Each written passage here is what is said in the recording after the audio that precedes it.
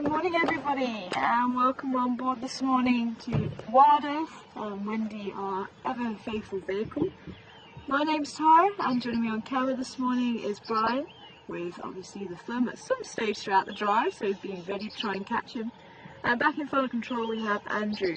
So welcome on board. We've just come down from the quarantine area. You can see we've got Gary down just in front of us, and I've had some leopard tracks just on the road. So I just thought if I can stop here and scan to see if there's any movement. We also heard lions calling somewhere where we had the elephants yesterday, and the elephants did start trumpeting about 5-10 minutes after that. So it could be those elephants did find the cats, and maybe we were a hair's breadth away from those lions. And you can see not a cloud in the sky. And let's hope it stays like that. I'm certainly enjoying having these beautiful clear mornings at the moment. So let's see if we can get lucky. Maybe those lions made an appearance last night on the camera. I don't think those lions will be around here, but at least if we can find the tracks, that might be handy. So if anybody did happen to see the lions or the leopard, please let me know. I think these leopard tracks were a few hours old, but it could be, even if they are a few hours old, it could be that the leopard decided to sit down here and take it easy for an hour or so. Or it may have carried on. I'm just going to try and see if we can pick up any tracks here. Last track was just back there. We did bump into a hyena, and it looks like it's on its way to see the quarantine male again. I think it was our youngster from yesterday. So we're definitely going to have a quick check-in on him.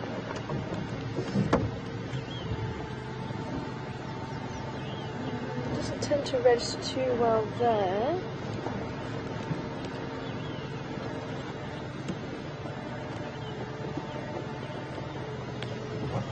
And if you're new to the safaris and you'd like to ask any questions while we're driving around on our live safari this morning, then send your questions through to Final Control at questions@WildEarthTV, or you can send them through onto Twitter, #SafariLive. Now, I've lost where these tracks have gone. It could have been that they've gone straight. Got hyena going that way.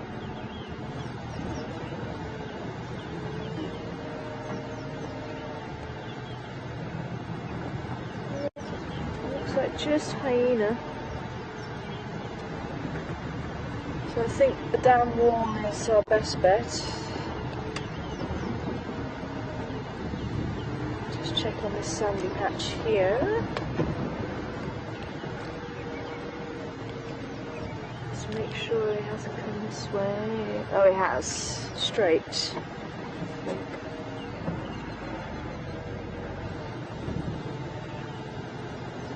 Nothing else as yet. I'm quite keen to see where those lions were as well, so let's go over the wall and just see if we can't pick up any lion tracks.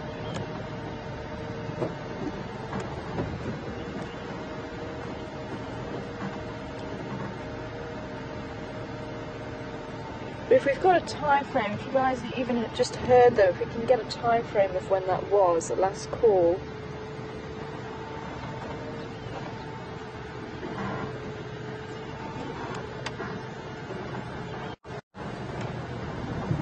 It doesn't look over the wall.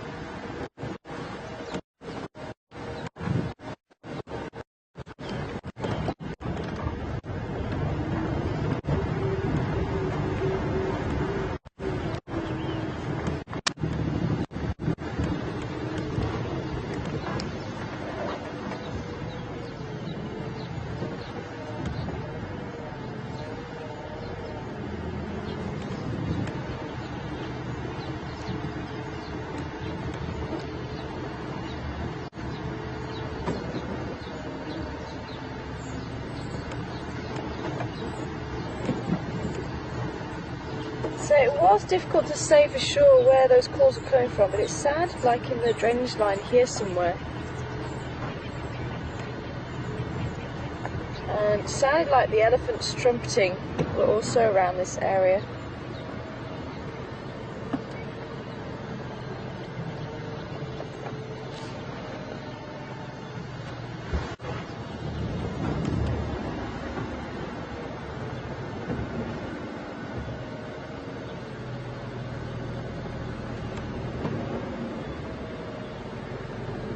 Unless they've got a kill, they probably wouldn't still, but it's worth just checking.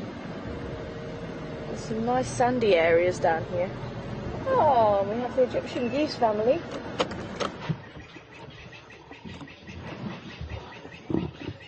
1, 2, 3, 4, 5, 6 still, that's really cool. Just making sure I wasn't including an adult there. You can just about see the difference between the adult and the chicks. The adults have got that very bright plumage, whereas the chicks are missing quite a lot of white.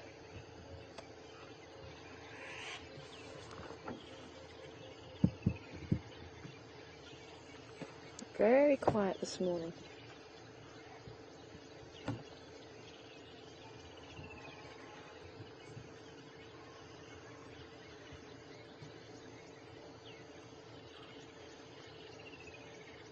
They're usually quite a good indication if something is around. They're usually quite noisy. You get the honking and the whistling.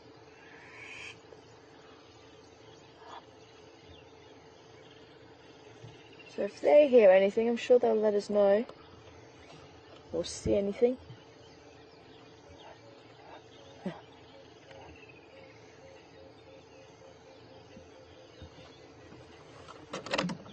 Okay, let's see if there's any tracks this side of the dam.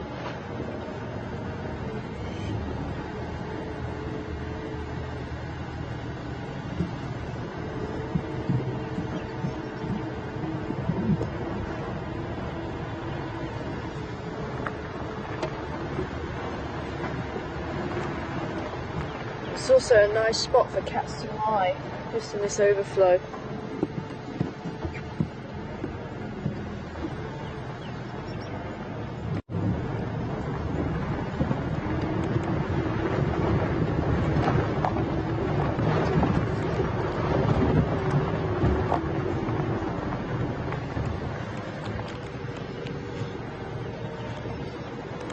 Okay, so we do have A tracks going this way.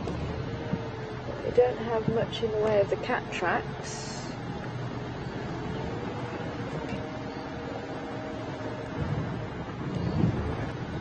And if there's no tracks coming out, then it might be worth us maybe seeing if we can get into the drainage line.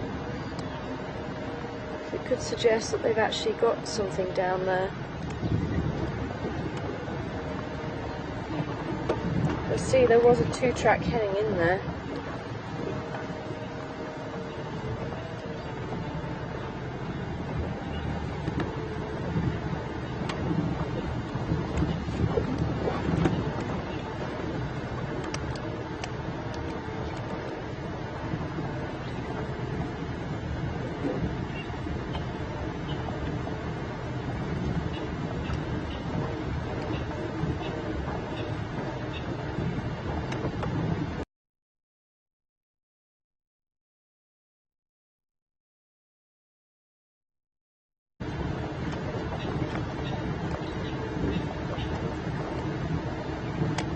So I think we'll have a quick search while it's still quite cool, if those lions are moving around, or even a leopard if it's walking parallel to where we are now. I think it's worth us trying to follow up on that.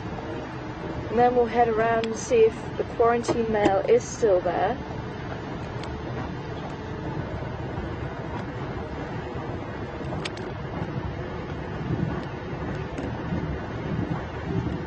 I don't think there was much left of his kill, so I'm not convinced he will still be around, but you never know, he might still be sleeping it off.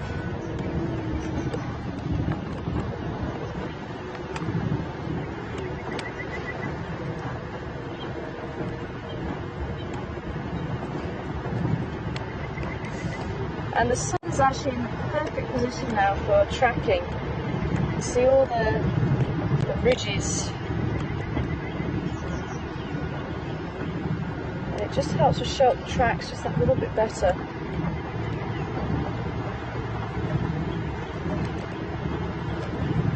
And as the sun starts to climb, it's actually more difficult to track.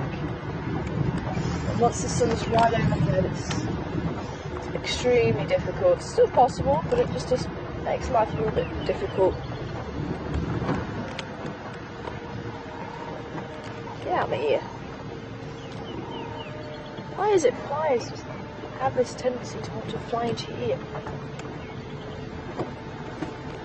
Okay, still nothing here. Interesting. We haven't heard any more lion calls. I was sleeping like a log last night, so I think the lions could have roared outside my window and I wouldn't have heard it.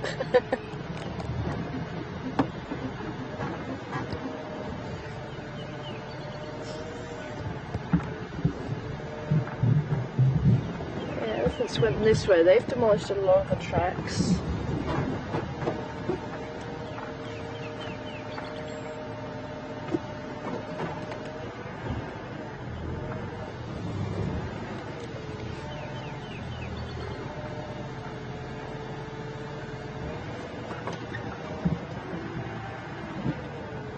Now the reason why animals do actually call at night, first thing in the morning, last thing at night, or last thing in the afternoon, is because the air is settled and the sound carries a lot further.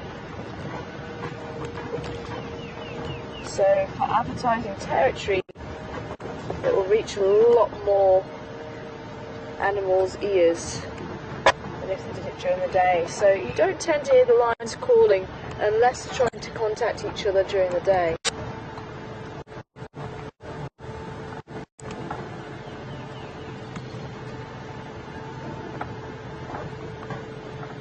So I wonder if anybody has got a bit of information for us from the dam. If they saw anything on the camera.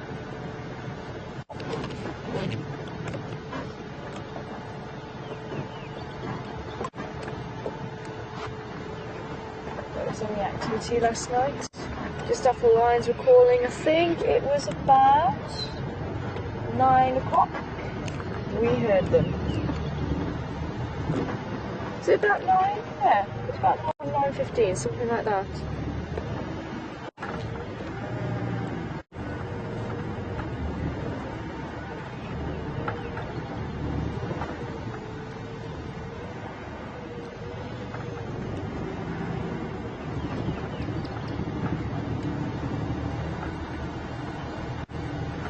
Ah, thanks, Diane.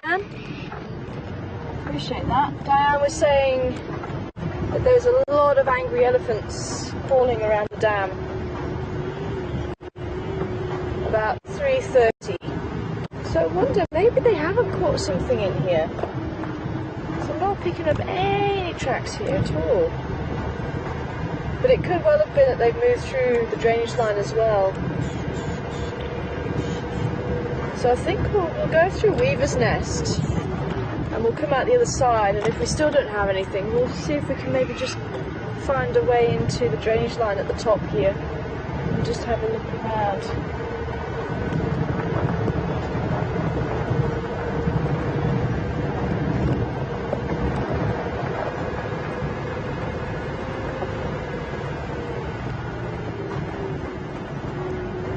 Yeah, I'm not getting anything here. It's a little bit of a difficult substrate, this, but there's one or two patches of sandy areas which are good for registering the tracks. But it could well have been the elephant tracks that are obliterated. Any cat tracks, but we should still see something along here if they have walked along here. And I'm not getting anything on this side of the road. We've got elephant tracks this side, fairly fresh. They might still be around.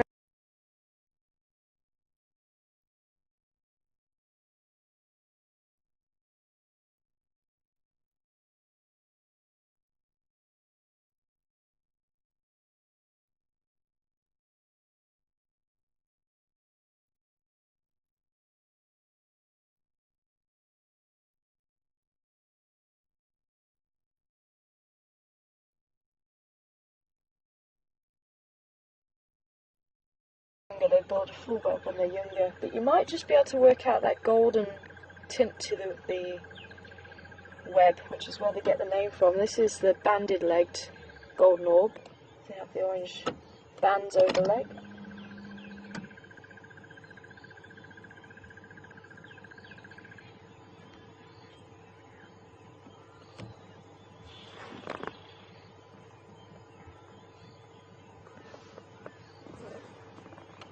Okay, I'm going to see if I can go to the right.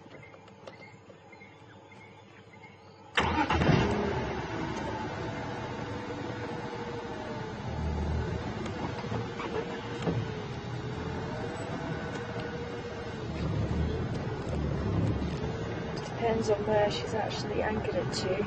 It's anchored down the bottom.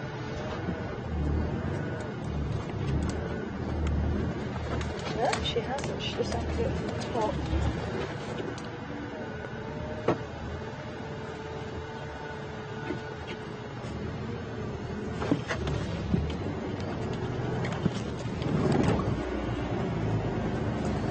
There we go. You should be able to see the bands on the legs nicely there as we drive past them.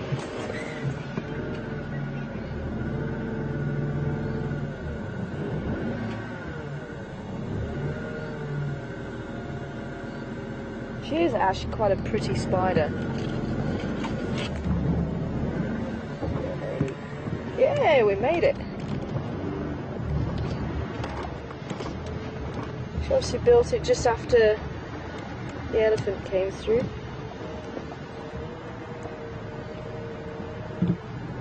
But I'm getting different elephant tracks here, so I think our big Ellie must have moved off just before the web.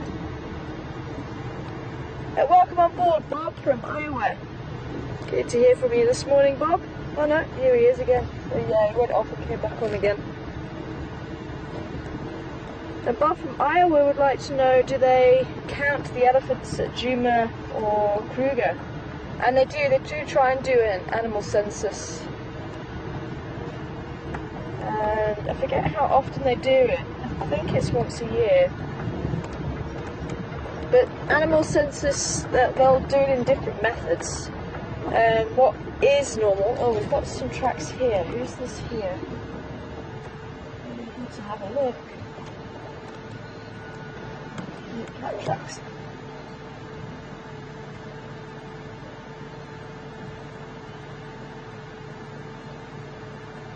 It's worth me having a look. Let's jump out and have a quick look, see what we've got here, because we're just close to that junction.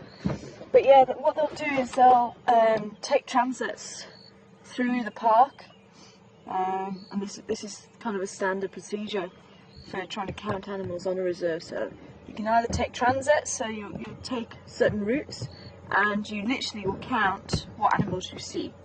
And you can obviously work out for yourselves. It's not always accurate, but they do put some maths behind it to try and account for the fact that you might not see all of the individuals in that particular herd, and also individuals that don't go to the road, that they stay far back in the bush. So they do a lot of mathematics, so that's quite a normal way to do things. With Kruger, it's actually quite a large park, so they might use the helicopters like some places do, and they might actually just assist, again, counting from the air the groups of animals and how many roughly in the herds. But it is a difficult one to try and do a census of the animals, but let's say they do it. I don't know what their figures are at the moment for Kruger. Maybe someone can check it out for us. Because remember, the Sabi Sands is actually just to the southwest of the Kruger itself, and it does fall under the Greater Kruger National Park, so there's no fences between the Sabi Sands and Kruger. The Kruger actually lies just a few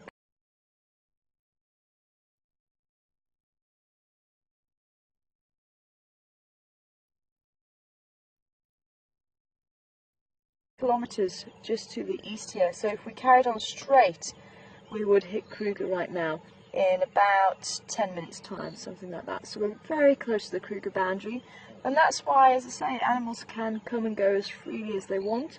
And we do get the pack of wild dogs that they often find at open gates. They come through here, and as I say, elephants as well. That's why Mark might see the elephants that we get down here in the Timbavati, because they can travel over long distances if they want to. So there is any potential to see anything, and that's what makes it so wonderful. We just don't know what's around the next corner. So I'm just going to jump out and have a quick look at the spoor here, see what might be around, and then we'll get back on our trail. But I'm thinking the more I'm seeing, or the less that I'm seeing tracks, the more I'm thinking there could be a cat in the drainage line still.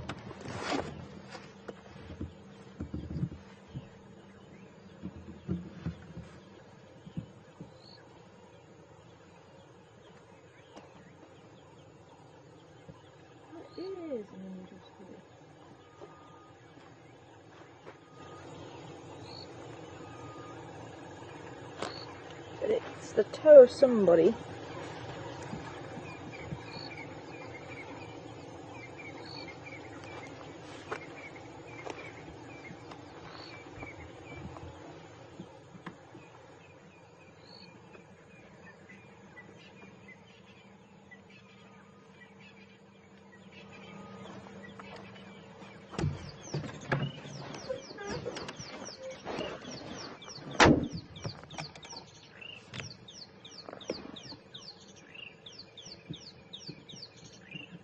Bush fax machine. Calling his little heart out. Little rattling sister cola.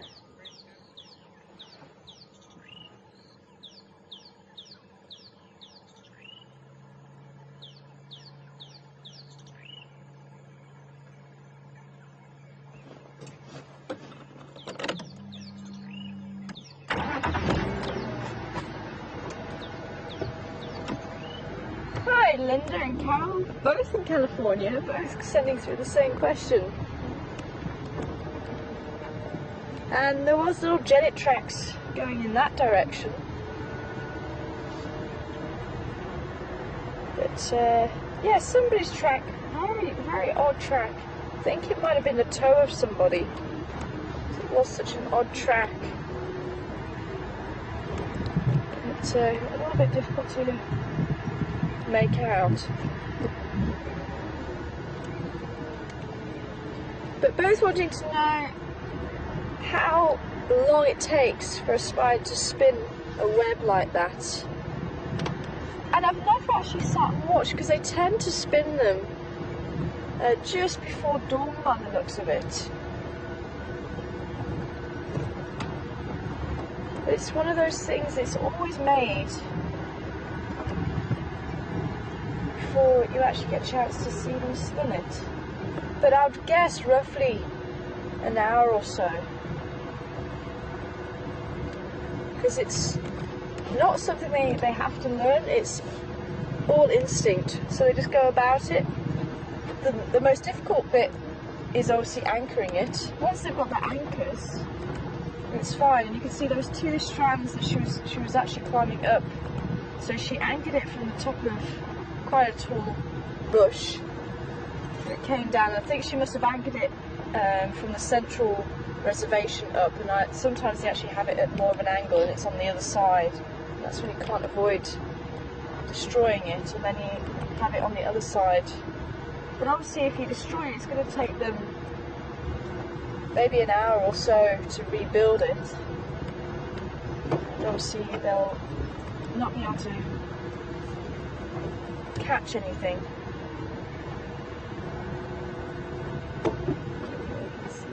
Loves here as well. See, maybe that golden kind of shimmering with the light behind. But it really is beautiful. And I know a lot of people don't like spiders, but you can't deny the beauty of a spider web. And as I say, the actual owner of the web itself is just beautiful as well. You can maybe work out, there you go. Very, very strong silk as well. Some of the strongest amongst all the spiders.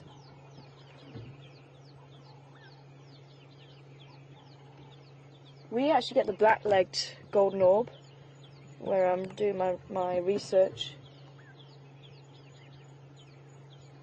And their silk is also that golden colour.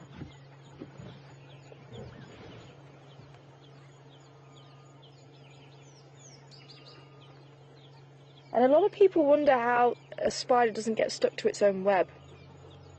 And not every part of the web will be sticky. There'll be certain strands and sections, and she'll actually have hooked feet.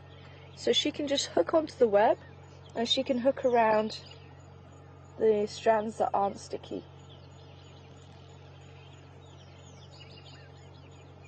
And when a male wants to mate, now these are all females, the males are tiny in comparison, and they often live on the web. And when a male actually wants to mate, he has to pluck the strings of the web. And apparently, if he doesn't get it right, she thinks it's food. So it's almost like he strums a song to her. So he has to make sure it's the right one. Otherwise, she thinks it's food, and she will catch him and eat him. So risky business. There are, remember rightly, they're dewdrop spiders. They actually do look like a little dewdrop. Tiny. They're silver in colour, and they tend to be on the side of the web. But I haven't seen any as we've been driving around. But they are tiny, and you do have to study it quite well. So banded-legged golden orb spider, quite a mouthful. Oh, okay. Apparently,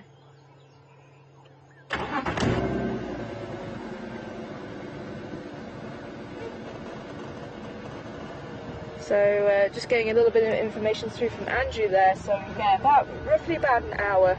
Thanks, Andrew. And remember, not all spiders will spin a web, but all spiders have the capability of producing silk. That's one of the characteristics that makes a spider a spider.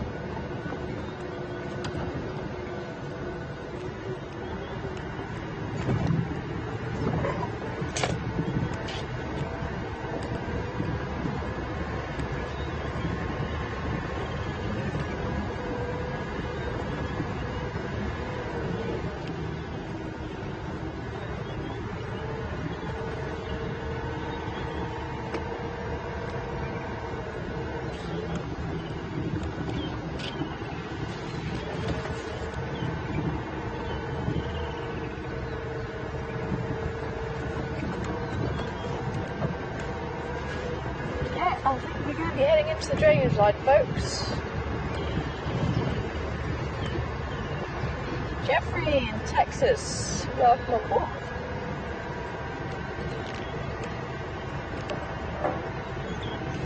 Is there any animals out here that I don't like? Yeah, I think probably the parasites. Leeches. Ugh, I don't like leeches. I won't go to the water.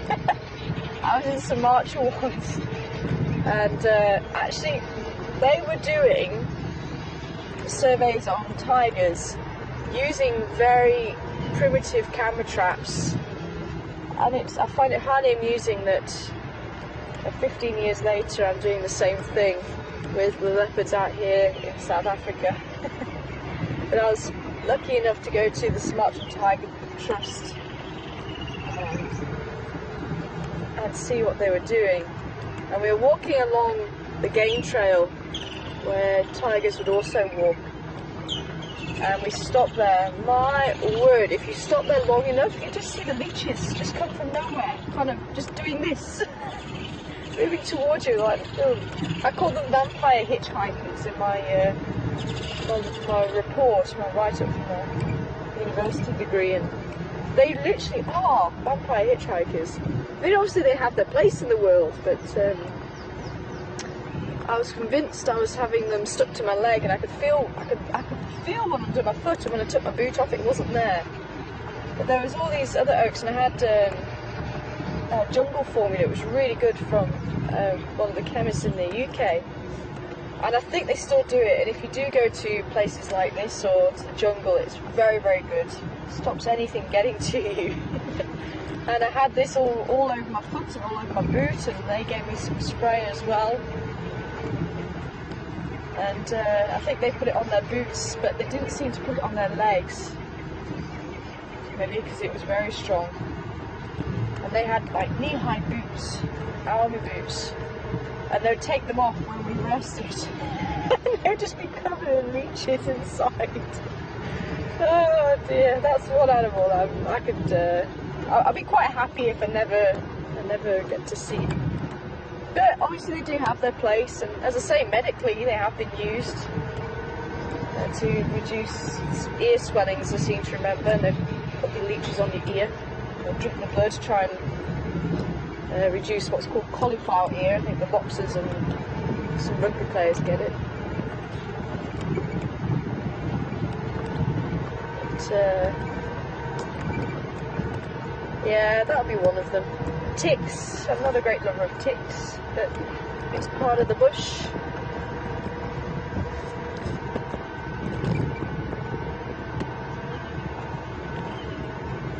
But I wouldn't say there's anything I can think about that I really hate. I mean, it's nature. You've got to take the good with the bad.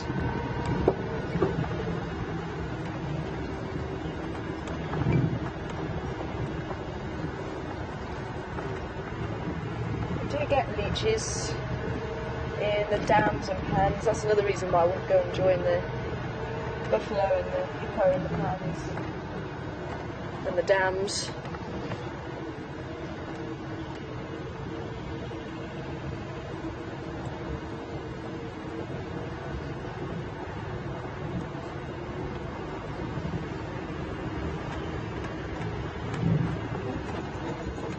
There's another reason why I have gone around the block as well, just in case we come across that leopard.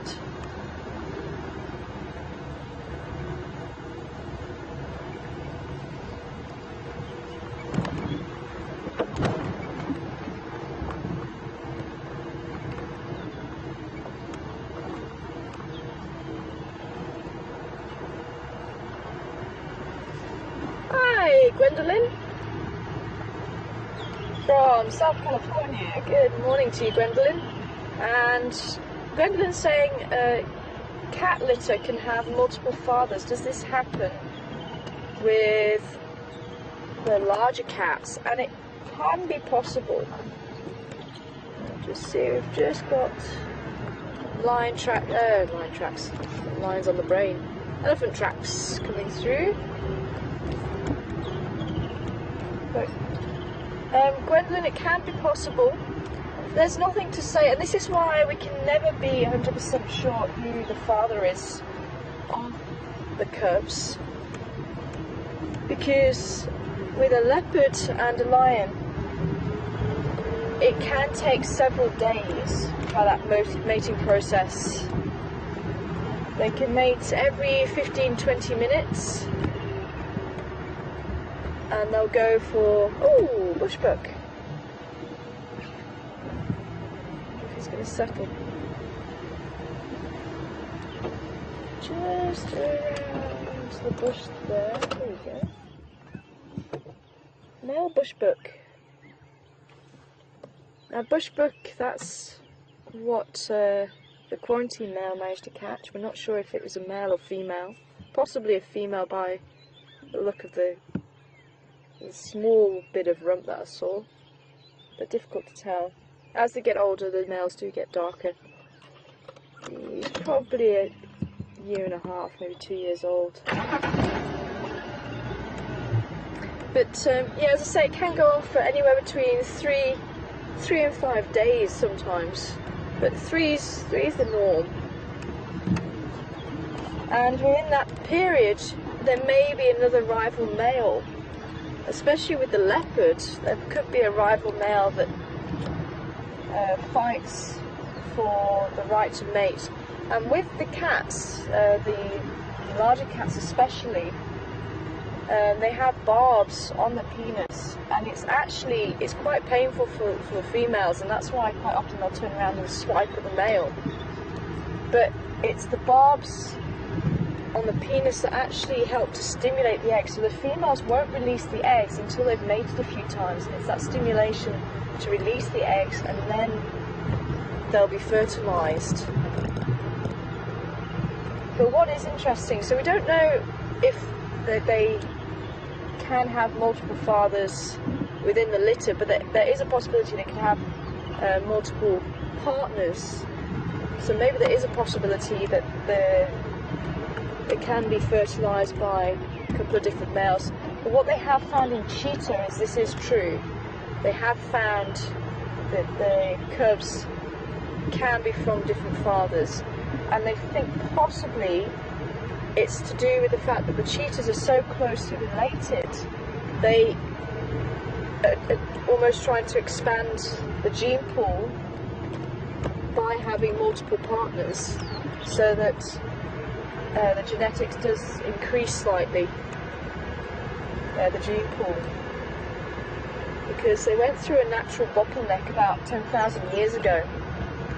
So there's a lot of individuals that died, and that's why nowadays the cheetahs are so closely related to each other, so they're very vulnerable to disease.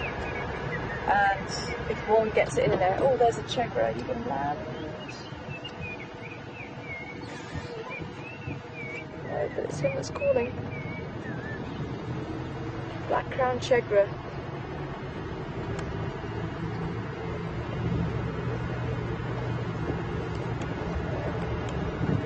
So yeah, so it could be that nature's way of trying to increase.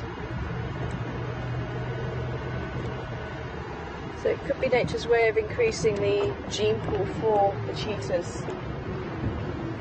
Maybe, in a way, try and stop all of the cubs succumbing to a disease.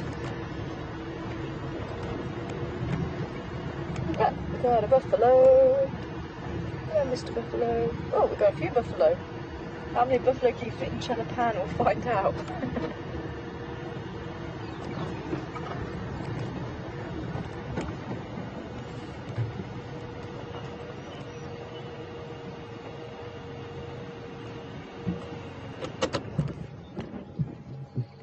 Ah, not as many buffalo as I thought.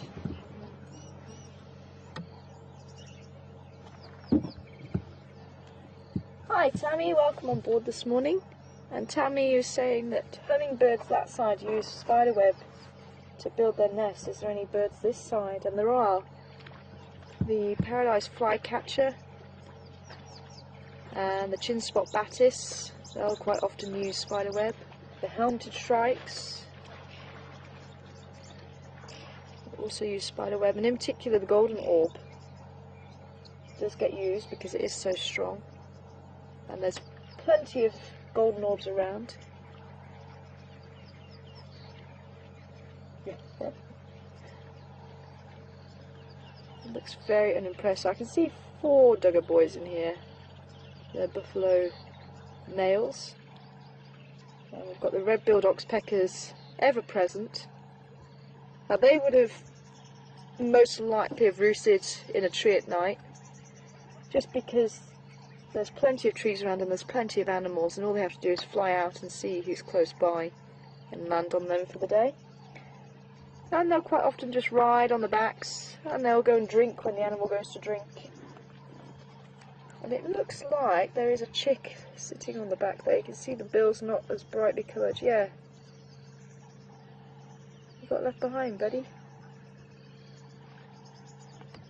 Now quite often chicks will be paler than the adults, just so it stops any males attacking them, thinking that they're, especially if it's male fledglings, so the males will attack them thinking that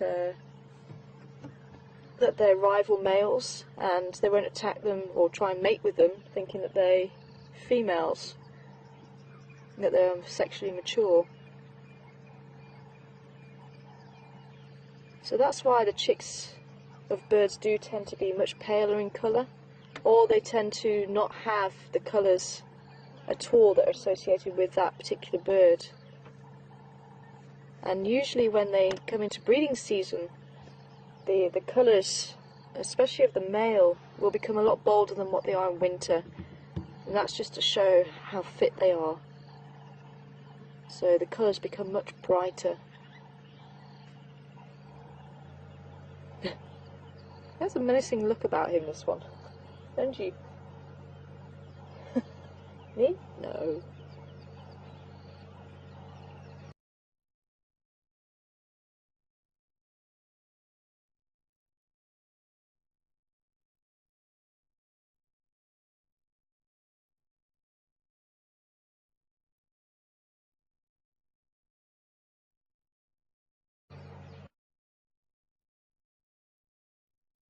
Today.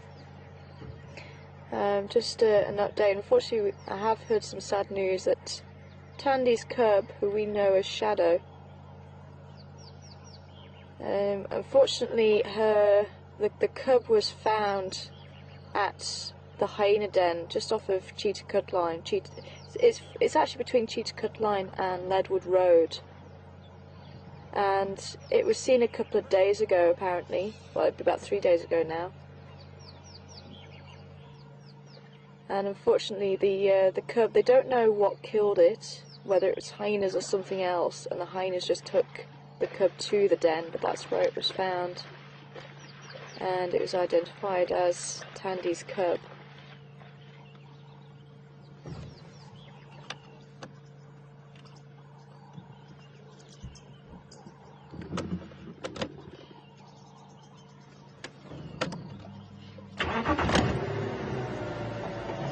Move on. But it sounded like the carcass was fairly old.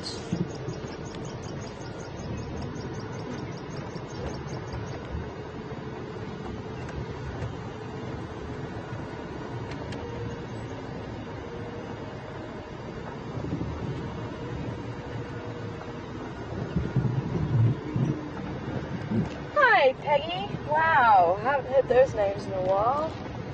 Peggy wants to know if we've seen the Judge or Seesaw. Yeah. There was particular buffalo bulls. The Judge actually missed that section of the horn, so he was only left with the boss. So that's why he got nicknamed the Judge. And Seesaw had monkey horns. And have we seen them? I haven't seen them as yet, Peggy. It's been obviously 3 years. He may not have lasted that long, but you never know. Depends on how old he was when we first saw him. Well, the pair of them. I think Seesaw, I seem to remember, was a lot younger. Seesaw might be around. Sorry, just in case we lose you here.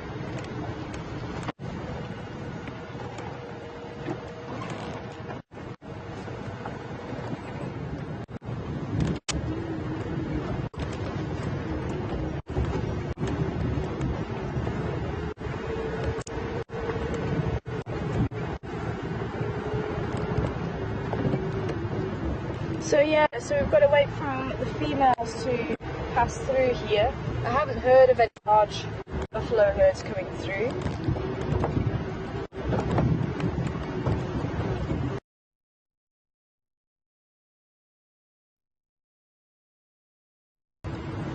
What's the vegetation that's on offer around those areas? Still not seeing any movement out of this block here. So I think it is worth us investigating just in this top end. Just seeing if we can't find anything in there.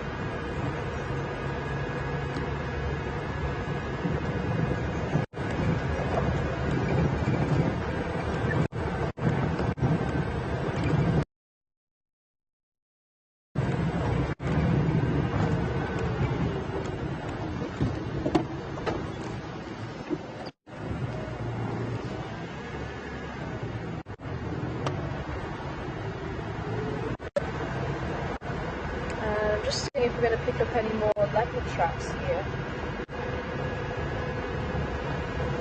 Again, it's not as nice and sandy as it was on the central side of this drainage line.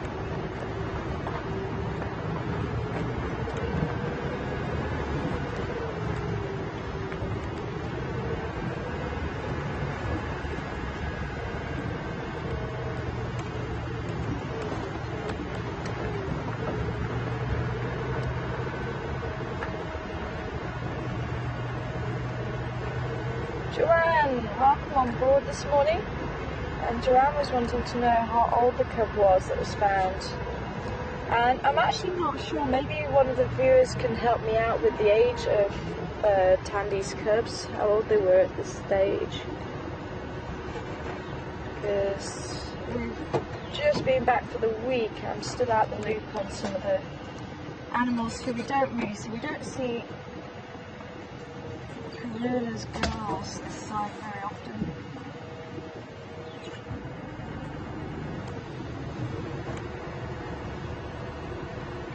But Tandy, or Shadow as we know her, tends to operate down towards Cheetah Plains area.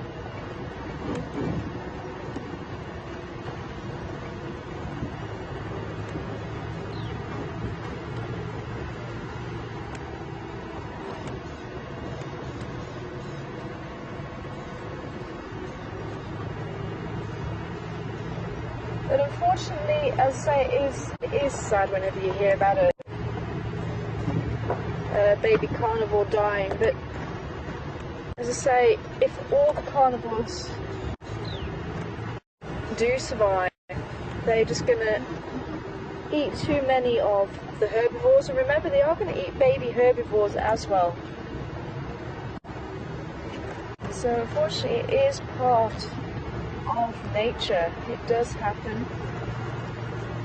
It's never nice, but unfortunately baby animals are vulnerable, and that's why the mortality is so high, because they are vulnerable. They're much smaller than everything else, and they're going to be more susceptible to any predator. So even jackal, if they came across a baby hyena or a baby leopard, they have the potential to actually kill them, because it's something to eat. It's something small. Snakes as well. They take cubs. Even mongoose. If a white-tailed mongoose actually came across a baby leopard, there's no reason why it wouldn't kill it and eat it. It's not the norm, but it could happen. And obviously disease as well. They are prone to disease because obviously the antibodies haven't had a chance to be built up.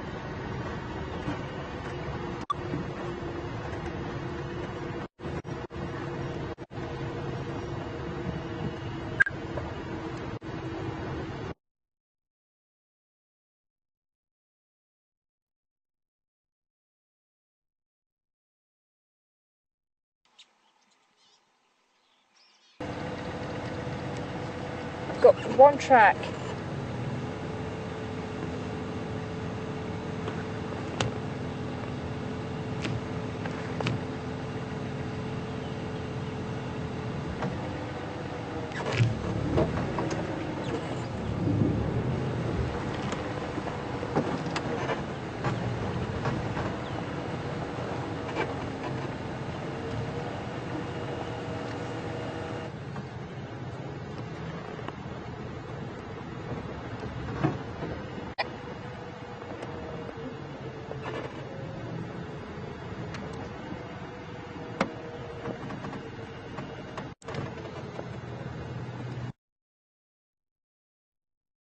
Look.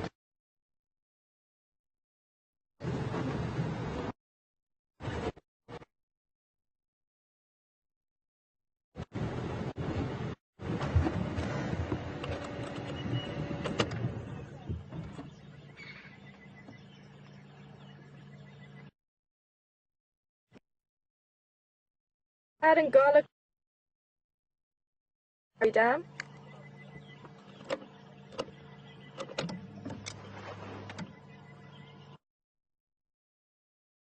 This morning.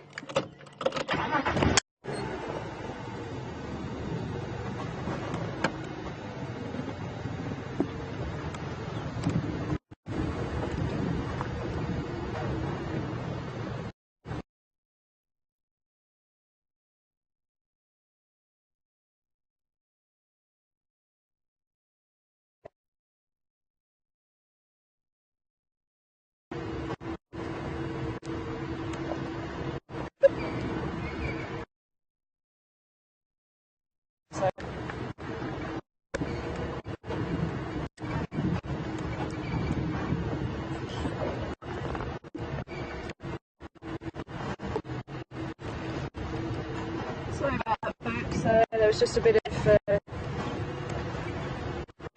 updating on the radio, and it was just very quiet. So I just wanted to see. It sounded like there might have been something moving our way, but unfortunately not. It sounds like there's 2 male lions north of here. That could be the Matimbas. But we've just got one track going in here.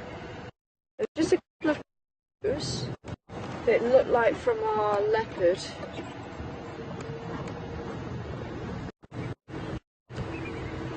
See if there is actually a way just to poke our noses in, but we might just have to go in from this side.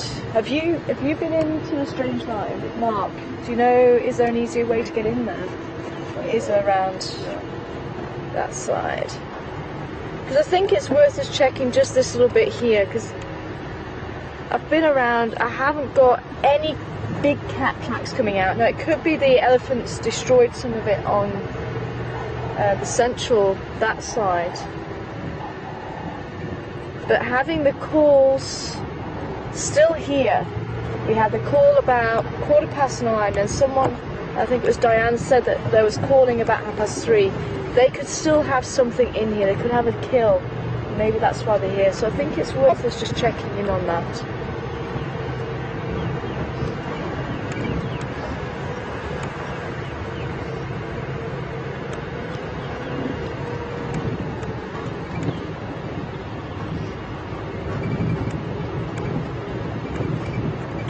And as I say, if we don't come right, we'll see if we can head around to check out that area where the quarantine male was.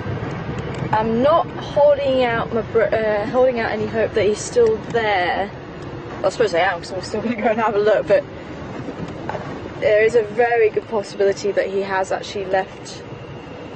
There isn't anything to keep him there now. There was a little bit of carcass left.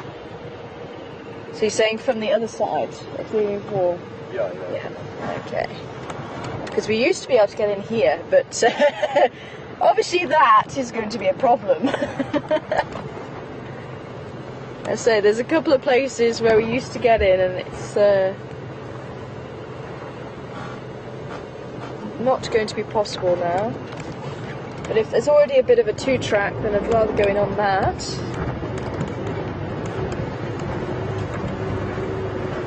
But we should be seeing something of them coming out. We should be.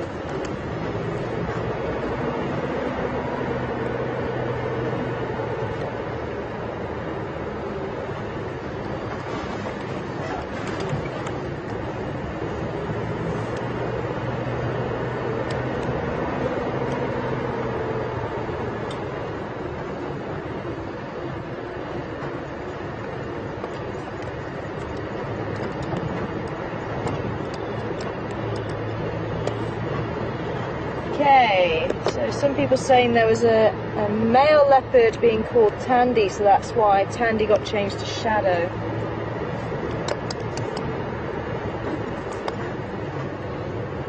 And it was, I think it was Tingana that was, we knew her as the Seeker, but the guides told me Tandy's cub. So I think the guides are still calling who we know as Shadow Tandy.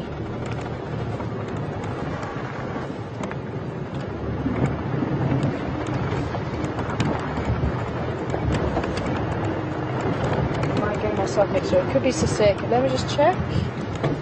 So it's been 3 years, so maybe that's where this confusion's coming in. Oh, the book. Sorry, it is Saseka. Sorry, Tingana's shadow. My apologies, everybody. It is Saseka. Tandy is Saseka. So it's who we know as Saseka who had a cub.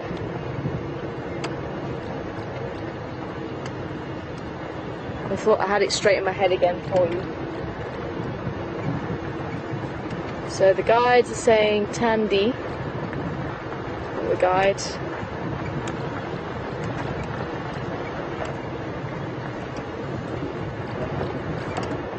Okay, was it somewhere around here we can get in?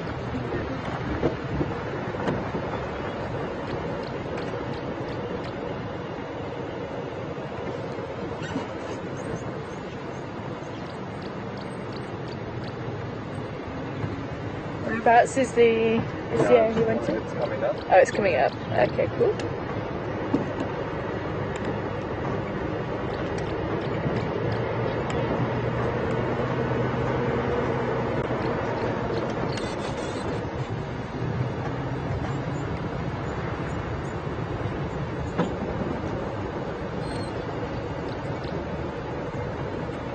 In here? Yeah. Okay, let's go explore. So there has been a little 2-track made here. But everything is saying that they haven't moved from this spot, so as I say, I may have missed something, but with the elephants trumpeting as well on a couple of occasions.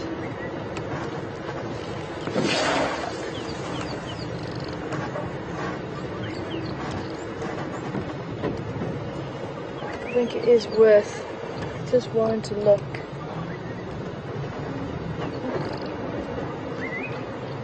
You can hear the southern bobo calling.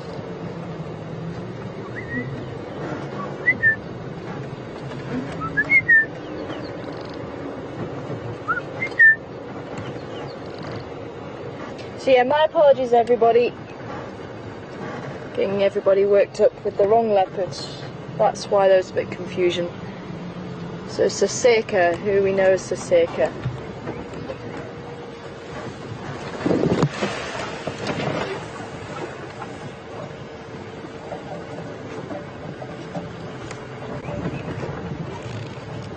So if we can get in there and just drive up, we can maybe hit it lucky.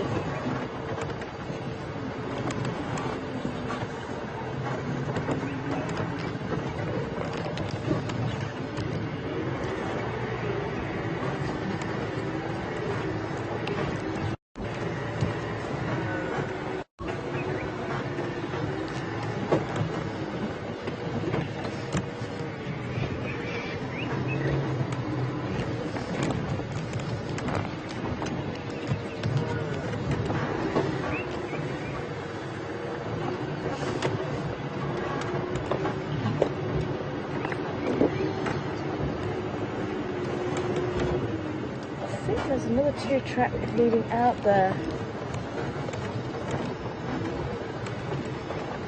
Could be going on to the other side. So we'll try and see if we can drive up as far as we can here, and then maybe take that 2-track and see if we can do the other side of the Milwati. So we're actually in the Milwati riverbed, the other side of Gowrie Dam. And just seeing if there are any lines around here. As I say, with the elephants calling, we did hear them, the lions calling about 9:15. And I forget, it was actually the elephants that were calling about 3:30. Trumpeting and being quite upset. Ooh, emerald spotted wood dove just on the sand there. But there is a good possibility that those cats haven't left here, and it could be because they've got a kill, so I think it is worth checking out. You can see the 2 spots on the wing, but they're not going to show up green until the bird gets into the sunlight.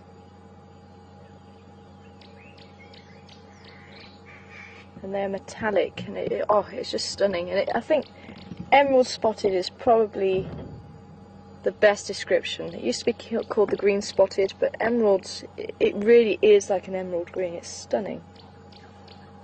And as they fly away, they have the rusty red colour under the wings.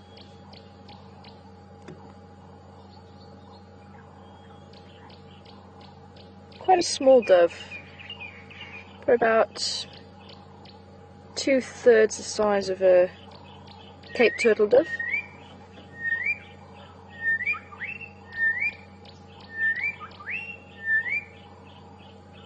And we've got the two southern bobos calling, and there was one calling and the other one was replying. That's the pair. That one.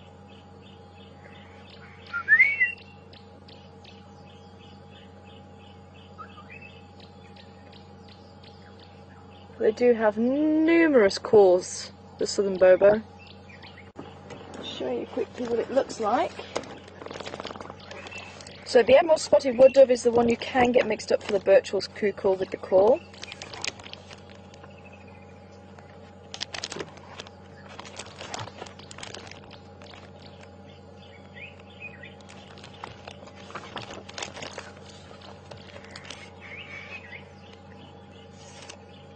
Oh, it's so peaceful down here.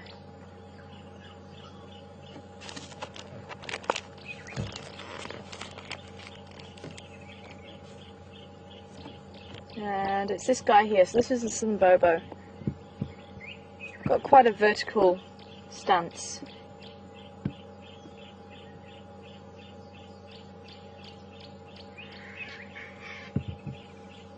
That is the southern bobo, that's the bird that was just calling.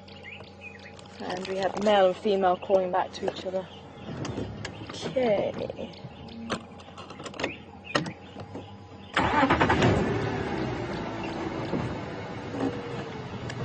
Convinced we're going to be able to get too much further here, but there's a little track here, so let's just get up on slightly higher ground here.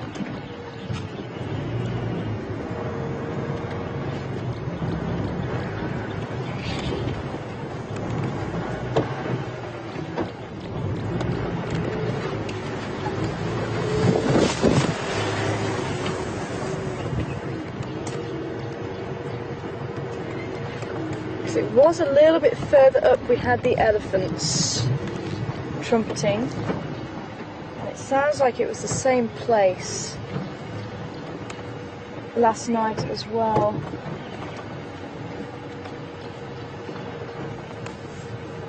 The leopard track came in maybe somewhere just down there at an angle. I'm just checking out any of the tall tamborti trees.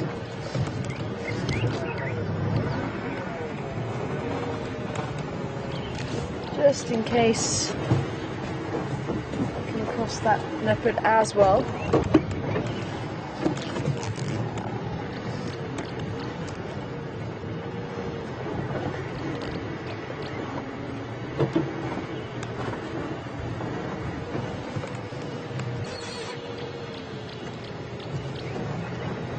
So we'll have to see how far we do get. It's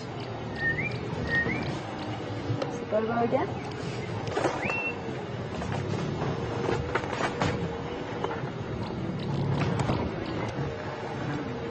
Because it's getting a bit thick here.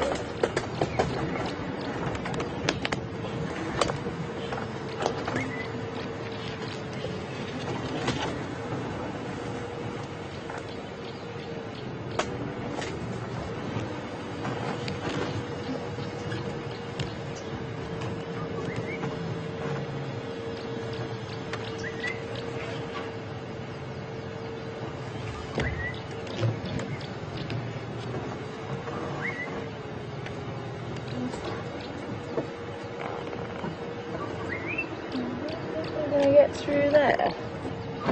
We might have to take that other two track and go further round again.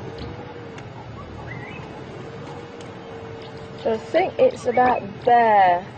That's where we had the elephants calling yesterday.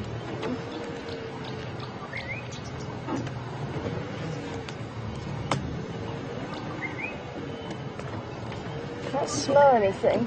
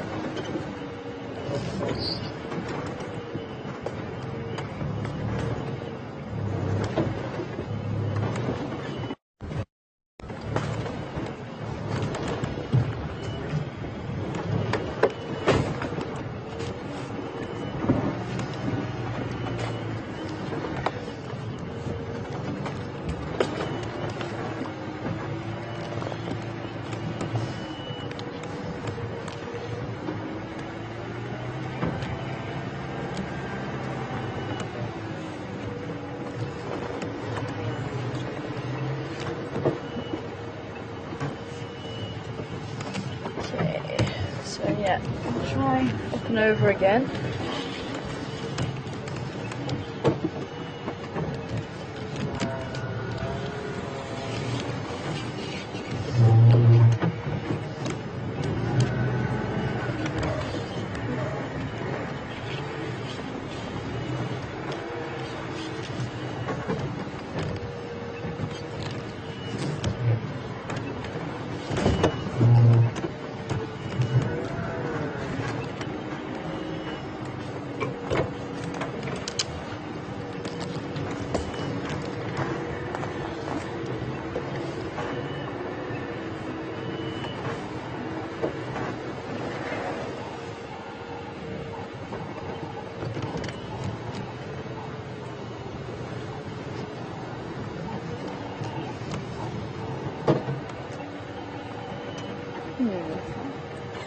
I think it was further back that way, wasn't it? And then coming up.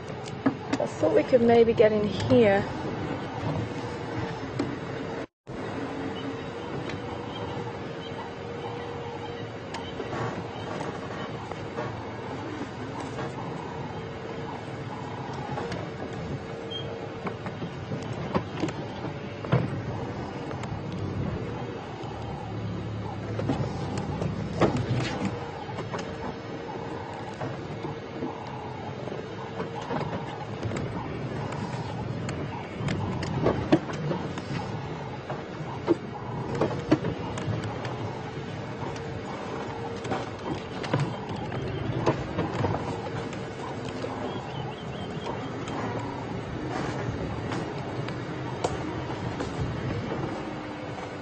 There should be a leopard sitting in that tree. It's a nice tree. But I'm not getting any smell of a carcass. And the wind's not blowing too much down here.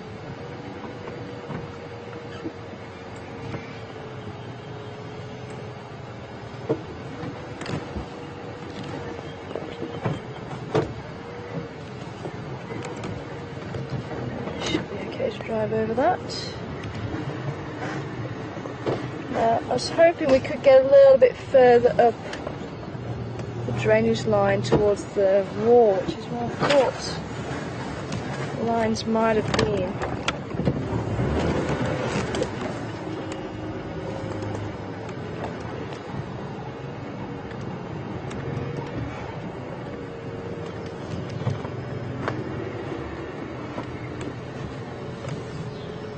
But unfortunately, that doesn't look like.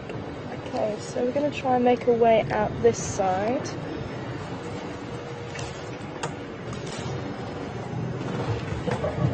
That's if it's possible, otherwise we'll have to turn around and make a way out from where we came in.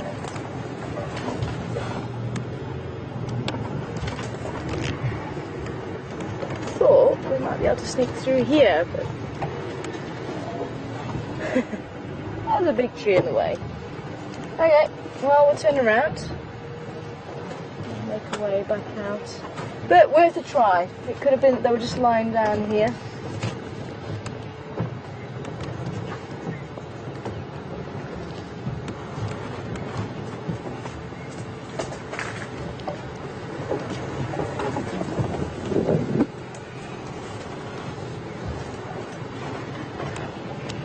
Do I have room just to swing around there? Cool.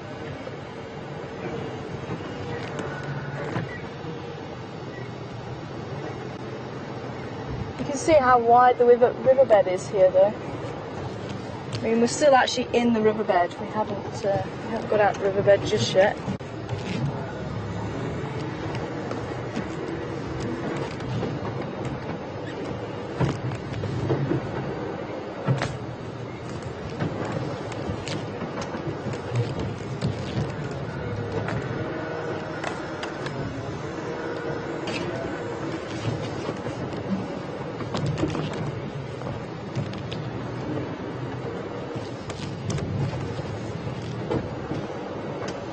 Oh, I really thought we'd have some luck down here.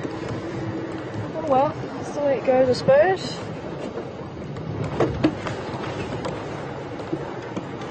It's very quiet down here.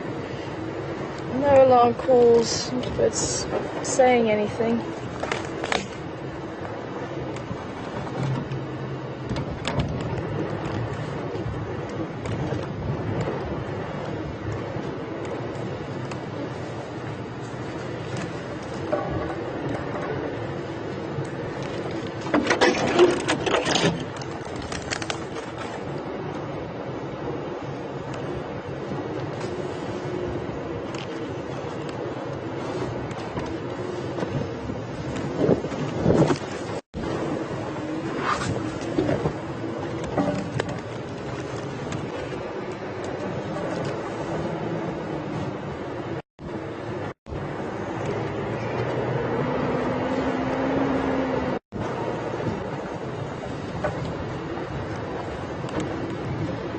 What we might do is just see if we can drive back along there, just poke my nose in just a little bit, because I'd still like to see what's that side of the drainage line, if it's possible.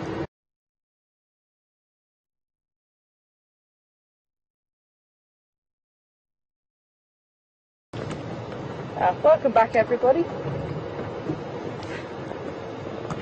And I'm just trying to remember where the 2-track went. I thought it went round there. No, maybe it goes straight. Yeah.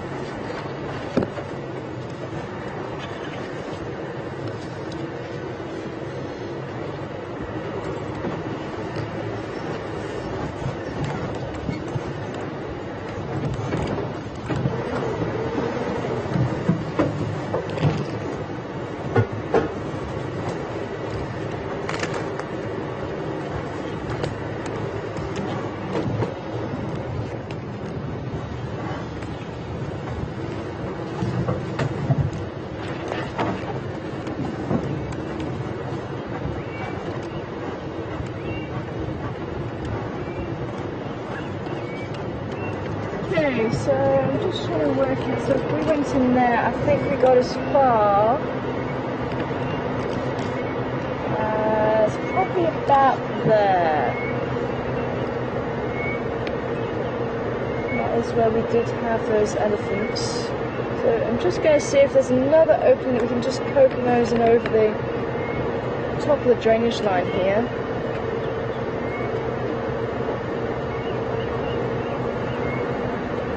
Just be a little bit too thick along here.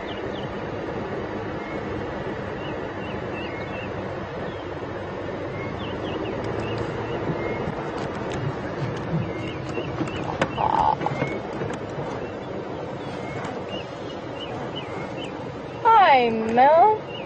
Actually, this is not going to be a good viewing point as I thought. welcome on board to you this morning. Mel would like to know, she knows the visual is very important for locating animals, but how important is the smell? And actually, the smell is pretty important as well. Because sometimes you can just get the whiff of the carcass, and that can help you locate an animal. The bull ellie that's been in must, we've been smelling him quite a lot. He's actually been around camp quite a bit. And actually just after we closed down yesterday, we were coming through the dip, which is where we're going to be heading now. We're going to start heading towards that side. But we came through the dip and I could smell the ellie bull in must, and I thought, ooh, I wonder if he's around. And was expecting him to be fairly close, and then we came around the corner actually on Vigar Road, which was quite a distance actually. Came around the corner and there he was. So I was like, oh, there you are. And he went, oh, yeah. But again, it just went to show, or goes to show how chilled any bull in must he actually is. And again, I just reversed back a little bit because he was actually walking on a Vigar Road, and I reversed back, and then he just carried on along the road. Didn't give us the time, didn't stop and look at us, barely gave us the time of day. I'm hoping we should be able to just see what's going on over the lip of the drainage line here.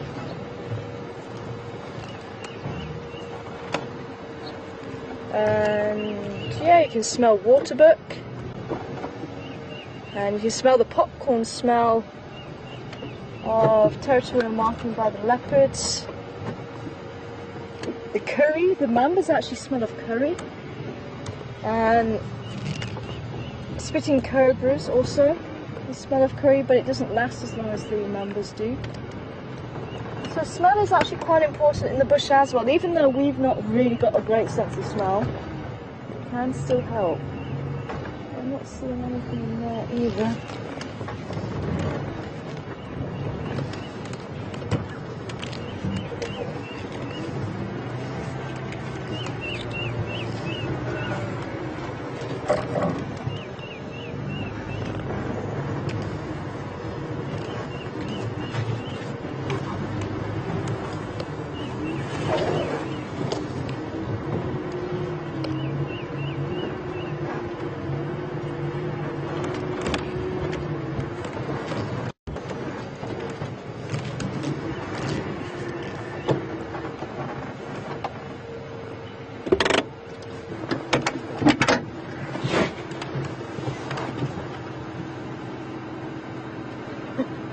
It's not one of ours, is it?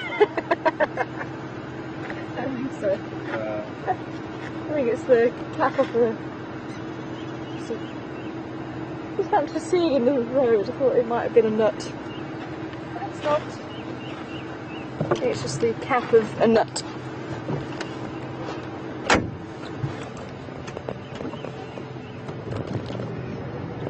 Elephants as well, you can smell elephants. Not even being in must. If you get that strong sweet smell from the dung, it's nice and fresh.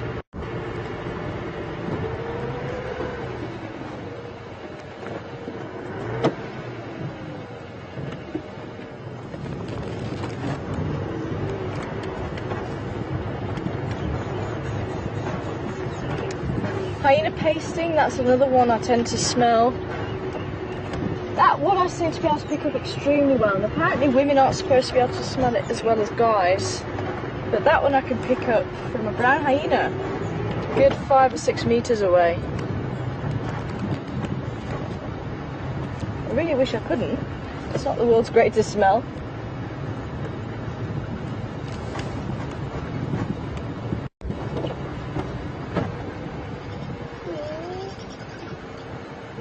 We had the little birds in here. There were little blue wax bills. I was going to stop and show you, but they've flown off that side. Okay, so we're leaving our search. Unfortunately, it's come to a dead end. But it could be that they are still in there and they're just lying down and I just can't get to see them. But it's very thick as we get closer towards that wall. What's going on there?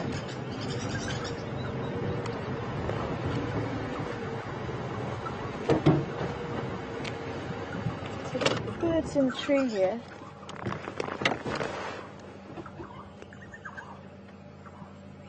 Some grey lories, 11's cuckoos. There's one or two in there. Not sure. Yeah, you should be able to see it. It's actually just to the left of the trunk on the furthest left.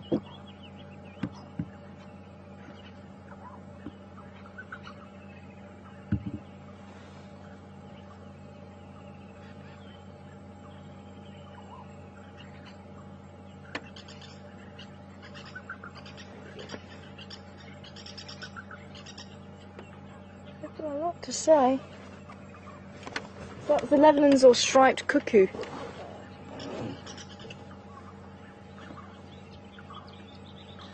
Not heard them made that call before.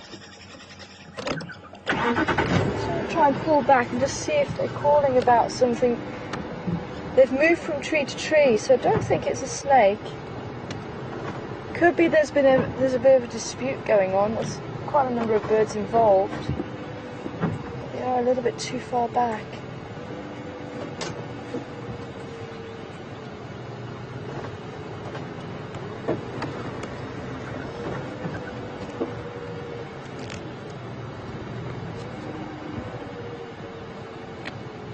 They have died down now.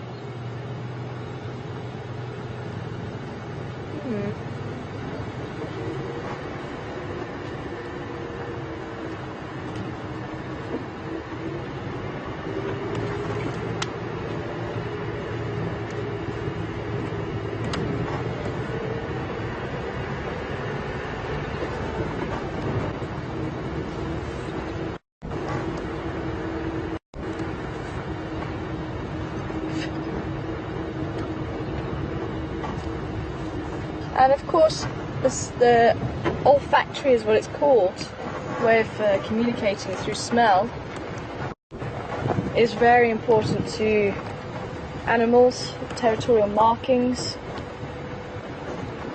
The pasting that I was talking about, that gets left behind by the brown hyenas.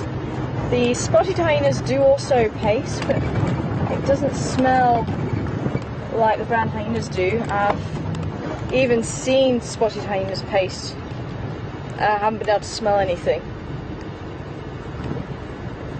But the scent that gets left behind can tell other animals, other individuals of the same species, who's left the mark, the reproductive status, so if they're ready to mate or not, which family they belong to. There is so much information that's left behind through pasting, and the smell can also be left within the dung. That can also be a visual territorial marker. The urine as well, just like your cats spray at home, cats out here do it as well. And the glands on the side of a cat's face, you'll often see them rubbing on the rock, or even in bushes, seeing the leopards rub their cheeks, glands on the bush. We've been watching the dwarf mongoose recently, also rubbing its cheek gland on the bush, on a branch. So the scent communication is very important in the animal world. And even as humans, we do use scent. If you smell food, it actually gets your taste buds going, and that is to allow your body to actually prepare for the food, and producing the saliva. The saliva obviously helps to break down the food, so it's getting all your juices in your stomach going as well. going to be released. So it's to prepare your body. And actually, if you can smell your food, you tend to be able to taste it better than if you can't smell your food. It's all linked.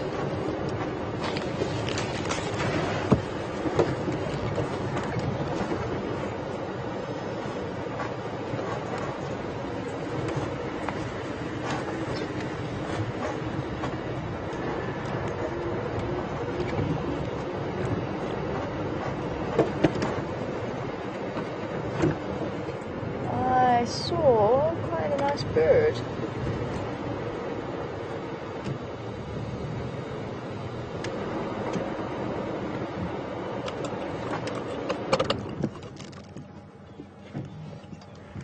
There he is, right in the top of the tree.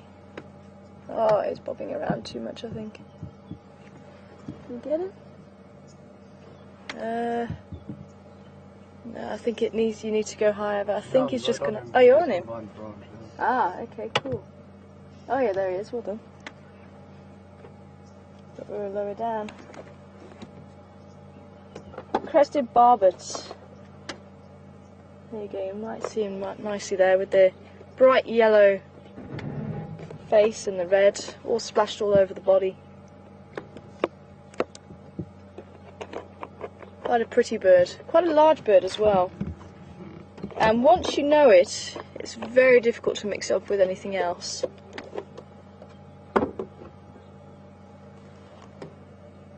And quite often I've seen them next to termite mounds eating the termites that might be out and about.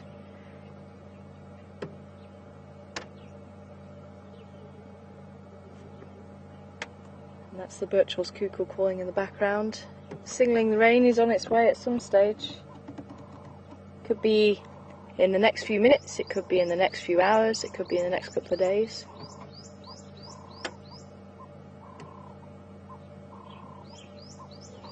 Very cool, crested barbet.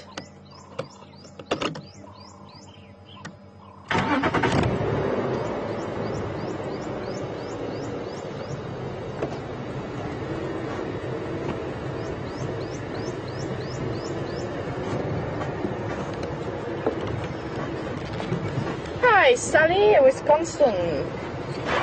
Welcome on board this morning. And Sally would like to know, what is hyena pasting? It's actually an anal secretion. Although some pastings from, especially like the antelope, the klipspringer I have mentioned on drive before, it's a dwarf antelope, it stands about that sort of height. And they have a gland in front of the eye, and it's called a preorbital gland. And it's a very black mark. And they also secrete a paste from that gland. And it does smell, if you get it very fresh, it does smell. But most of the carnivores, their pastings come from the anal glands. And apparently the African civet anal pasting has been used to bind perfume smell, so it's a combining agent. How on earth they came up with that in the first place, I don't know. What made them think, oh, we need a binding agent? I know, let's use the civet paste. I just don't understand where that connection came from. But, sorry, not the African civet, I think it's the palm civet they use.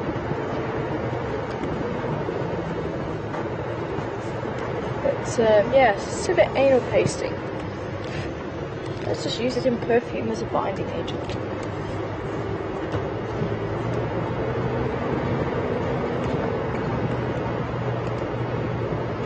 The African civet is different to the African palm civet. African civets are black and white.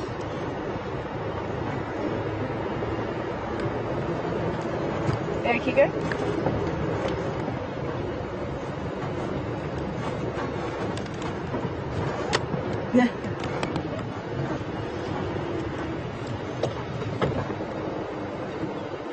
Sorry, who from Chicago?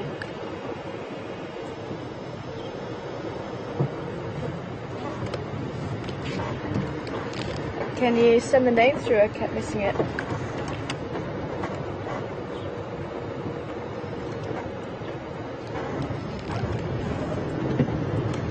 Sid! Hi, Sid from Chicago. What's the chances we're going to make it back? Ooh. Looks like somebody else had the same idea as me.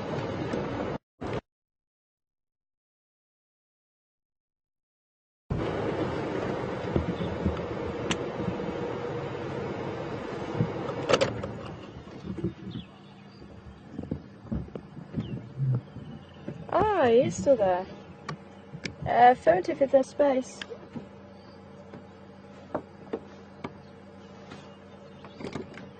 Affirmative if there's space.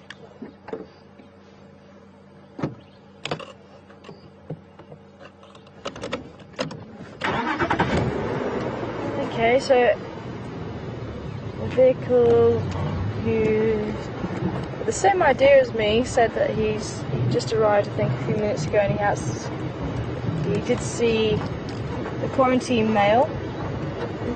So it's gone down the drainage line a little bit.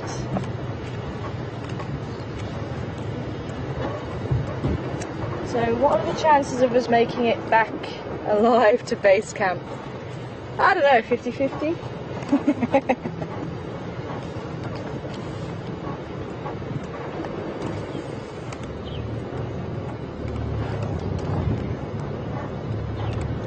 Morning. Good morning. Sorry, my radio is messing around a little bit. So can you still see him? Oh, nice. Oh, very cool. Okay. Okay, did you see any spotted hyenas? Because there was one heading this way this morning. Okay. Because we had the two youngsters here yesterday, and they managed to steal a little bit. It was a bush buck. It was in this tree here. There was a little bit left yesterday, but I'll see if I can just maybe pull forward and just have a look.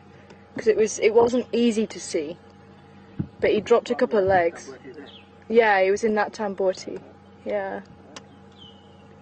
Which male leopard is this? The quarantine male. Yeah. He's got a triangle of spots, and the wide part comes out from the eye and goes to the point at the back of the eye, and then he's got a triangle underneath both eyes, and he's got quite pale eyes as well. So, let's say I'm still getting used to their features. I've only been back for a week, so. Just a week? Yeah, just a week. Fantastic. Yeah, so I've got. I'm Brennan, and that's my wife Barbara. Hi. That's my son Sean. Hi. And these are friends. Oh, good. So you're having good drives then? Yeah, very nice. Oh, awesome. Okay, well we'll pull forward and just see if we can see if the rest of the kill's there. So you guys have been hearing a lot on the radio? No.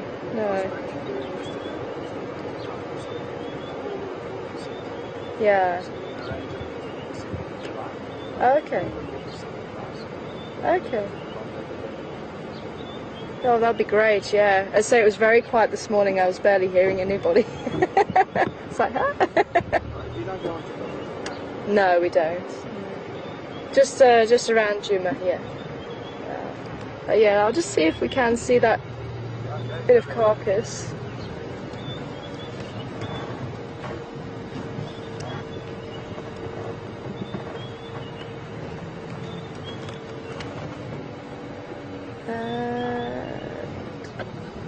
It was up through there. Just see if there is anything left.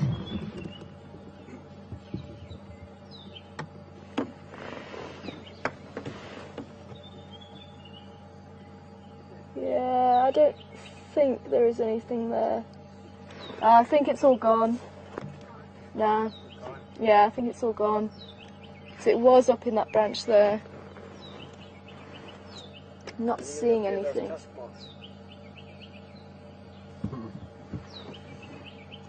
But I think maybe it's because there's a couple of legs that fell down, and that might have been balancing the carcass.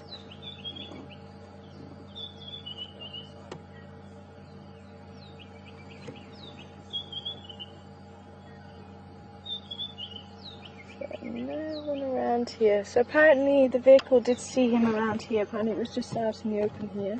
And then he went down into the drainage line here. I'm just going to maybe put, there's a little bit of a flat spot here, so I'm just going to pull in there and just see if we can't look down.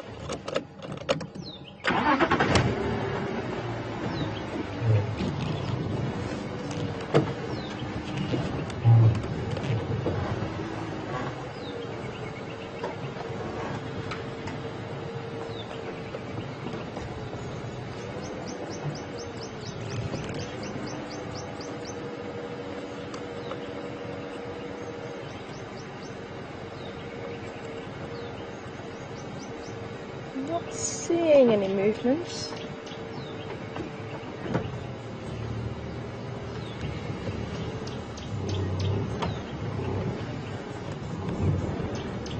And apparently no sign of the spotted hyenas either. So maybe we can broaden our search and maybe head down Central Road. So it could be he's going to stick around this area and wait it out.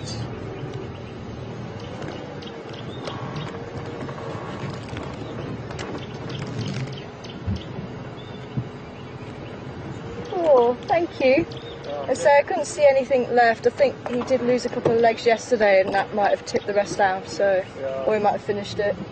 Maybe it's lying down there, maybe the hyenas could take it. Yeah, they could well have done. Oh well. Oh, I don't know, eh? Gives it character. Yeah. Cool, thanks. Enjoy the rest of your day.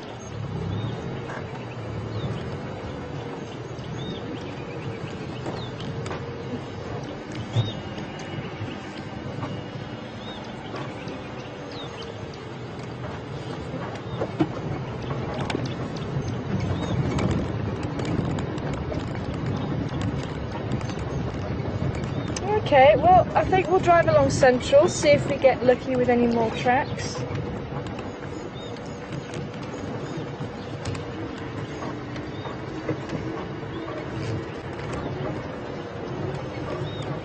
So at least we do know that he's still in the area, but so it could be that he's still digesting the bushbuck, which probably will be for the next day or so. So he might be lying somewhere nicely in the shade now. So the vehicle said that they saw him for about 5 minutes.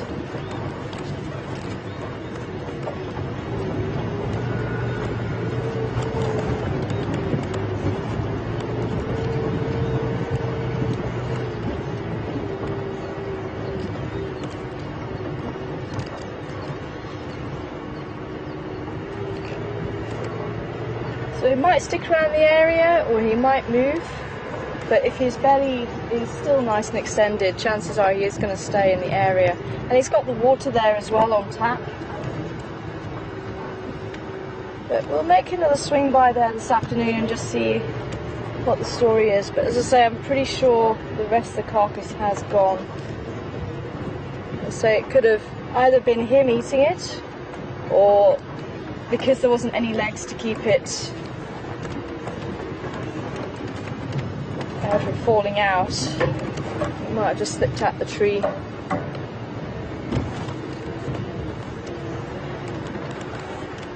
Remember, there was a couple of legs that did fall yesterday from it.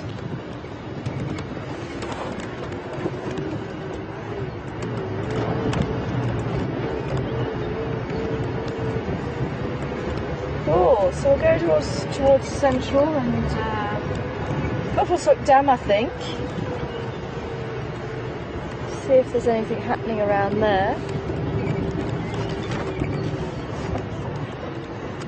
Maybe we can make a swing by the hyena den again. So for those of you who weren't able to join us yesterday, we did come across a female hyena with 2 cubs at that den on Cheetah Line, between Cheetah Line and Leadwood Road. And it was the den that young cub was found at, the leopard cub. Carcass of the leopard cub. but we didn't see anything yesterday.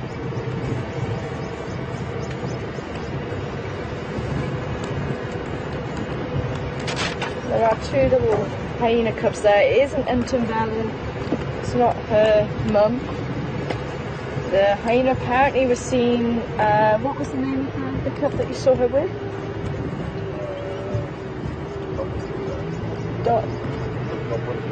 Doppendula. What does that mean? I have no idea.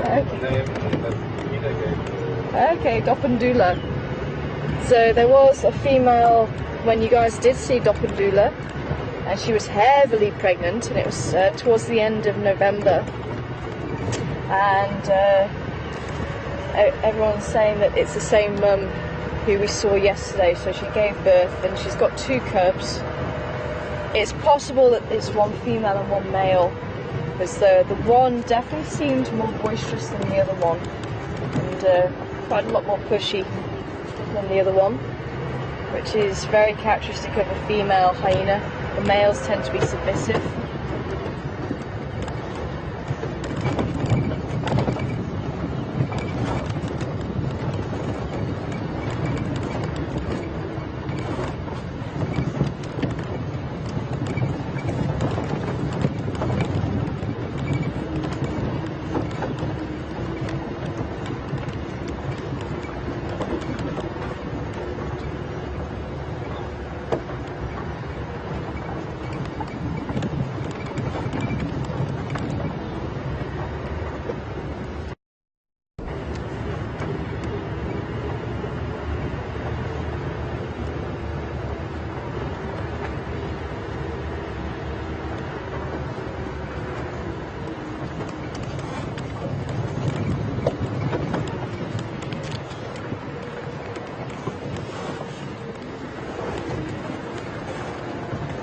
So we're heading back down on Ruby Road.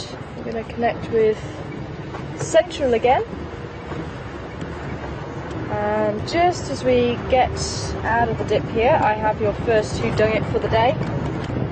I picked it up a while ago.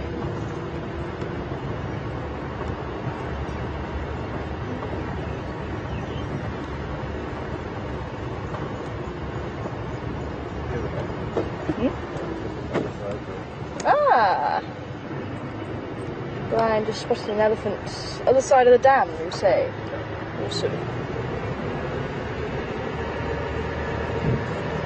In that case, we shall go and join the elephant, and then I'll give you the whodunit. And then we'll join Central again. Because something is pulling me towards Central still. So we shall see.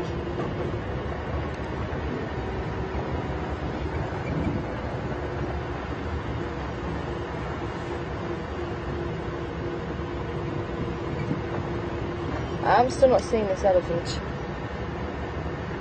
A bit close to the Voyatella side. Ah, there it is. Yes, I see elephant. This could be our Ellie bull in must. That's a big boy, and I did smell him first thing this morning again. So he has been out and about.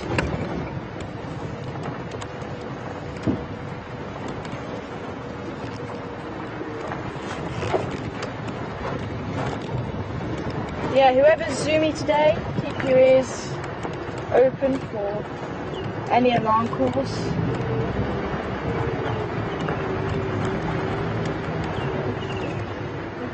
Oh, there's the Egyptian geese again. What are you guys doing over here? You were over there when we left you. I know there's the hippo. I was wondering where he was. We haven't seen him for a day or so. Wondered if he was still around.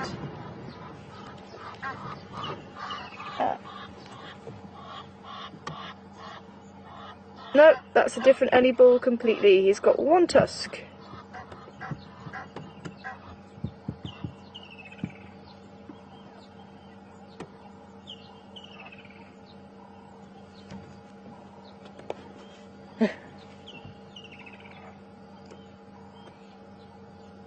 So there won't be a crocodile in the dam as yet then, because we still have 6 goslings.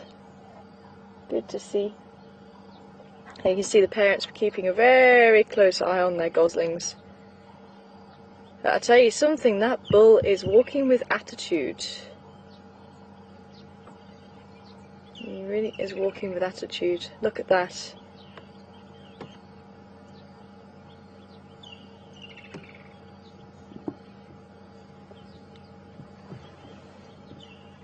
You see him picking up his trunk there, smelling something.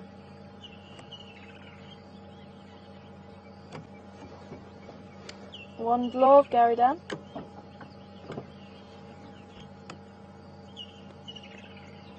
I wonder if he's going to come down to the waterhole to drink.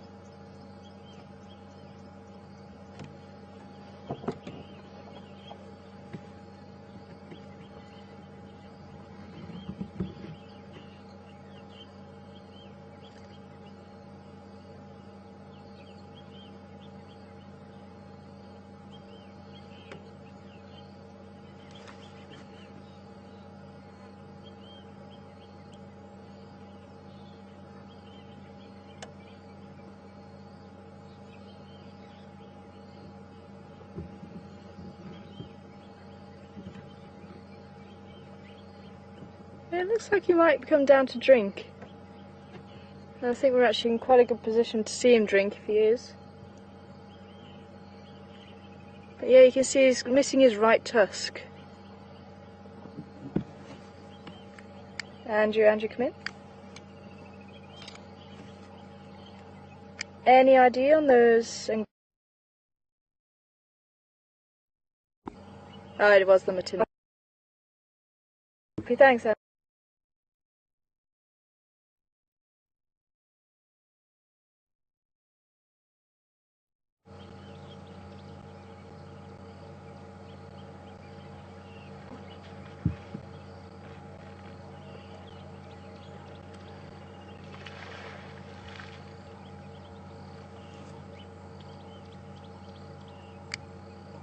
Yeah, affirmative, it might well be.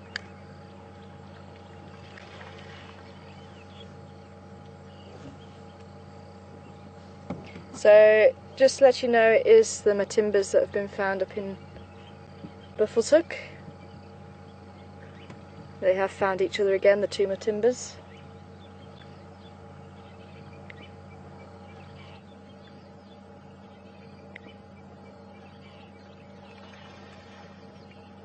And it always amazes me actually how little water that they can actually hold anywhere in the region between 10 and 20 litres in the trunk, especially for a large bull.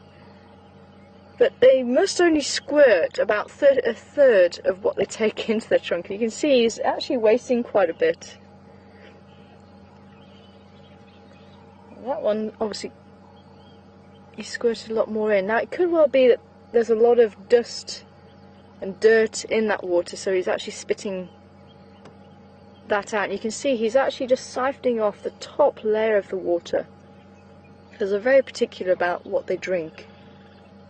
And they prefer the clean water.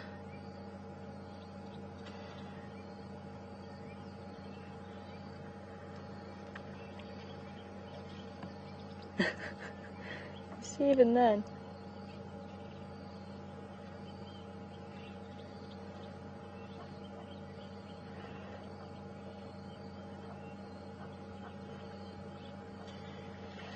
Yeah.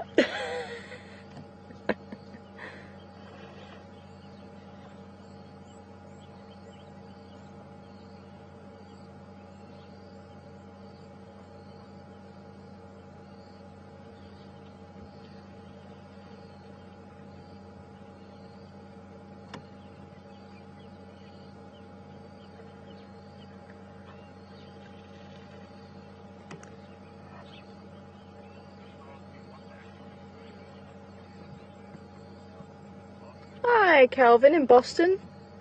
What is the word for elephant that's used on the radio? And Ndlovu is probably used in most of the languages. Remember, South Africa has 11 official languages. So Shangaan is spoken mostly around this area, and we use Ndlovu.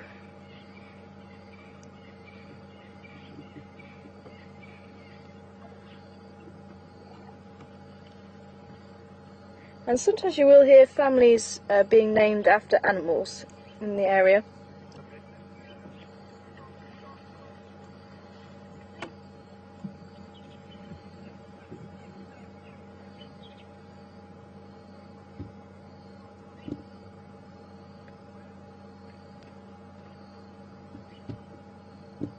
Chantal from Montreal, good morning to you and welcome on board this morning. And Chantal would like to know if the elephant's tusk has broken off, will it grow back? And the tusk will actually grow from the base, just like our teeth. When the teeth are growing, once the milk teeth have been displaced by the adult teeth grow from the root, and it's the same with the elephants, the tooth will grow from the root. Now, I'm not sure if he ever had a tooth. It doesn't look like there is any leftover part of tusk on that side, so it could be, for whatever reason, maybe genetics, that it never grew, or maybe it was damaged. It could be that it fell out. There's any number of reasons why he might only have the one tusk.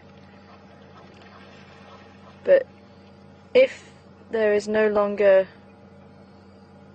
a root there, then it won't grow a new tusk. And if it snaps off as well, if it snaps off at the end, then the tusk will carry on growing. As I say, it grows from the root. But it just depends on why or how he lost the tusk in the first place. If he lost it at all, say if it was never there, then he didn't lose it. But yeah, I was saying that there's families that will have the names of the animals, like Ndlovu,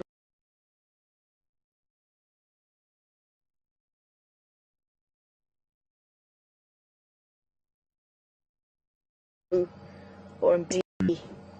And apparently, if they had areas of land, other families could go onto those of land and go and hunt animals in years gone by for food and for skins and things like that. And I'm talking years and years ago.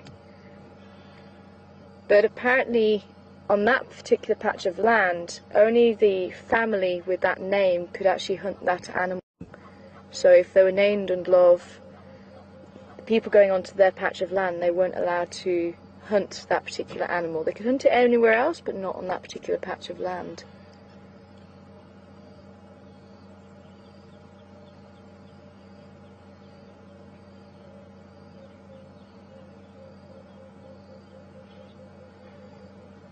I actually thought he might go into the water and have a bit of a swim, but apparently not. Hippo was obviously keeping a very close watch on him.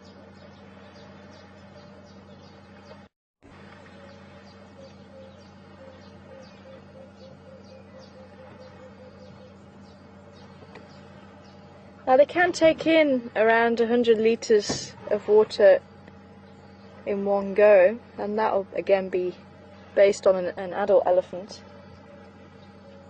But apparently they can drink up to 200 litres a day.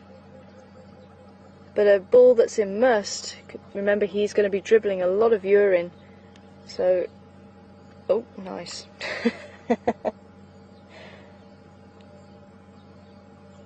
So, with them dribbling a lot of urine, they can have anywhere up to 400 litres of water a day. But under normal circumstances, if an elephant drinks more than that, 400 to 600 litres, that means there is something wrong. Because they have to constantly take in the water. And now he's going for a mud bath.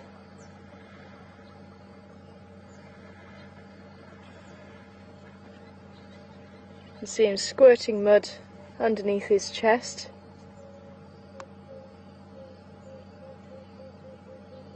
And they'll often squirt it over the back as well.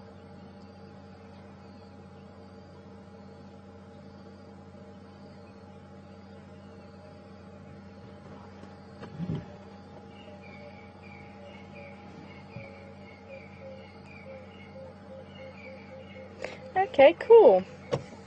Oh, I'm glad we got to see him. But let's carry on down Central. Something keeps taking me that way.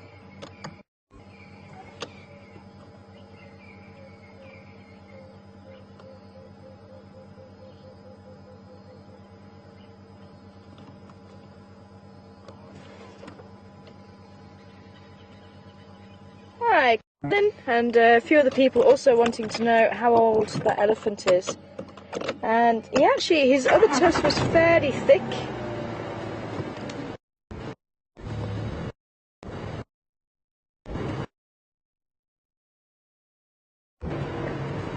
And fairly long.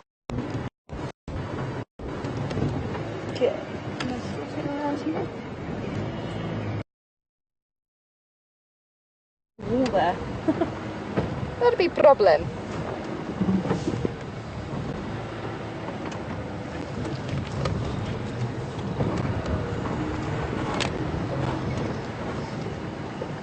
Let's remember, some places have changed.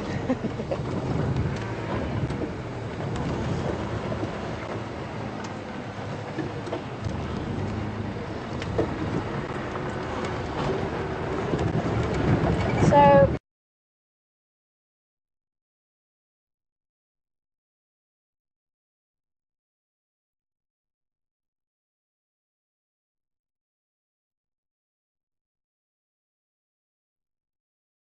yeah, just putting that together, I'd say he was probably around his mid-30s, maybe early 40s. He didn't have a very deep groove in the side of his head. That groove does get deeper as they get older. So, yeah, I'd say probably mid-30s, somewhere around there. It is based on genetics as well, how wide the tusks get and how long. But it can help to give you a bit of an estimate as well.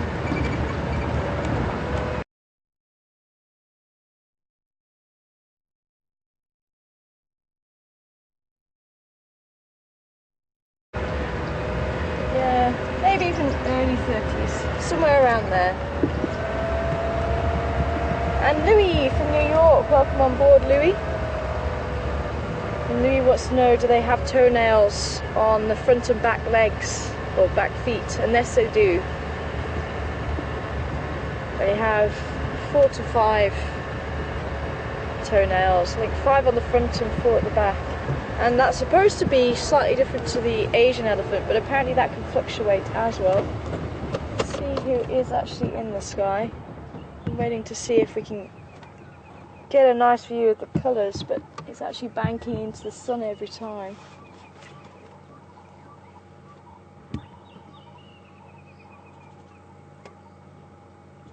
Oh, I'm just struggling to see any detail there, but you can see when it's banking the what we call the primary feathers, the ones that stick out like fingers, and they actually help these large birds that do soar to not stall when they're flying.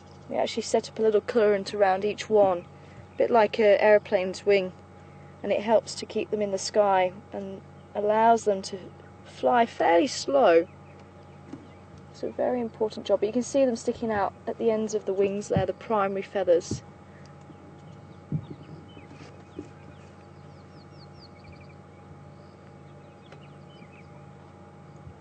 And they do have the equivalent of a thumb as well.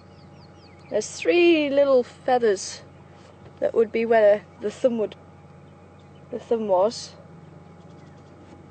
and they're called the alula. And they also help the bird when they're coming into land, especially. They can open that up and allow them to still slow down and not stall. Speaking of aeroplanes, it's the first one I've seen in a long while over the sands.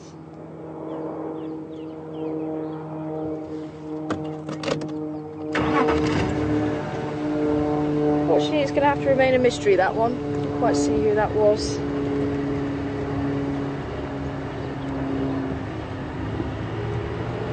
Hi, Deborah in Tennessee. Welcome on board this morning. Deborah would like to know, does an elephant taste in its trunk or in its mouth? And its taste buds are in its mouth. It does have quite a thick tongue. But its sense of smell is extremely good. It's among the best in the animal kingdom. Even better than dogs. So they'll be able to smell. And again, the smell and the taste are kind of interchangeable because it is chemical. So you do use the chemical receptors in your nose and in your tongue. So I suppose technically speaking, they could taste with the nose, but not as we think. What we mean by taste. So they do have the taste receptors on the tongue.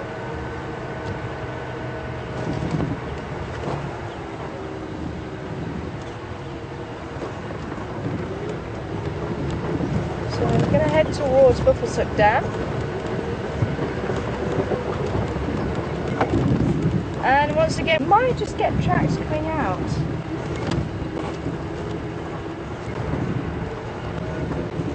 And of course we had leopard track going into this drainage line.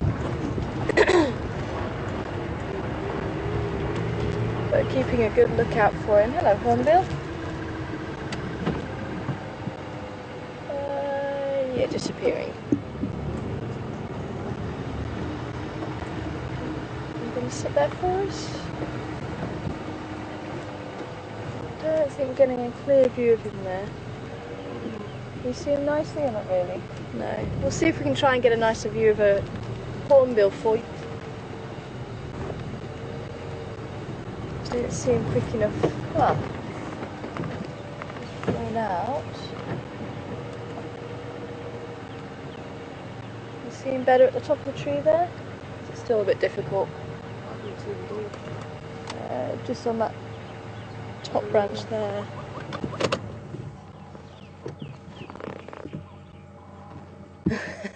Definitely making it difficult. I'm going for some berries this morning.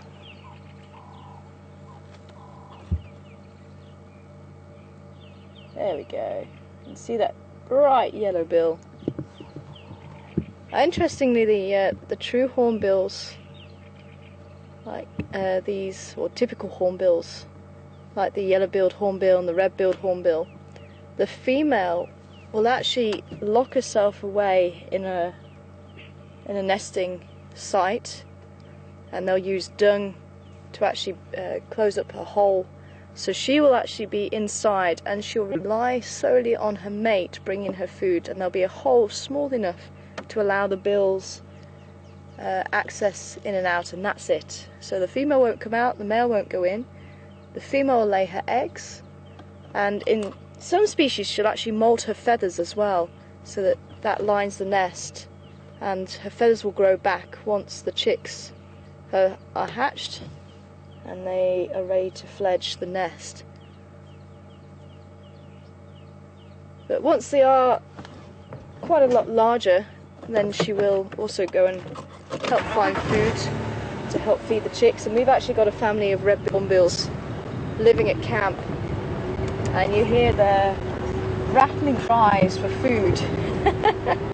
And they'll sit there just like any other chick. They'll sit there, and the parents are actually finding the insects right next to them, but they'll still wait for the parents to feed them. It's so funny, that process. They get taught how to catch food for themselves.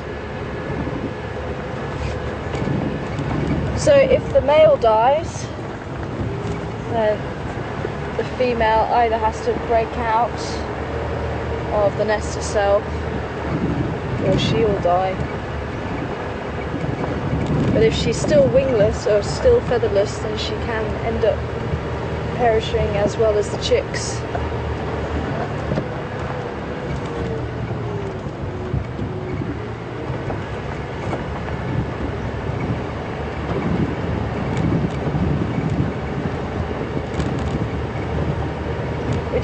ground hornbills here, which are much larger. The ground hornbills, you're looking about that sort of size.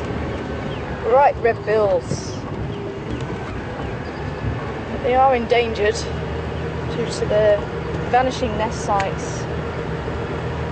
For a bird that large, they do need particular trees that are big enough that they can actually have a hole to support 2 chicks.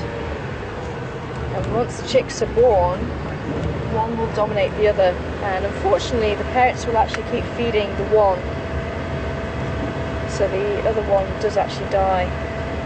A bit like the eagles as well, do tend to get the one chick favoured by the adults to feed the more dominant one of the two, and the second one often perishes.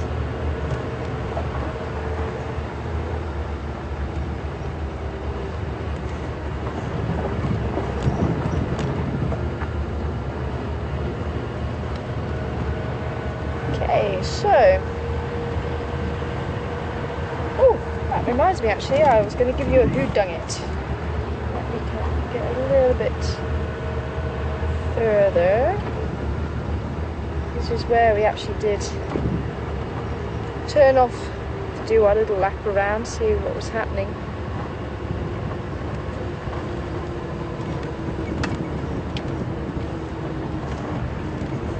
So I picked it up quite a while ago.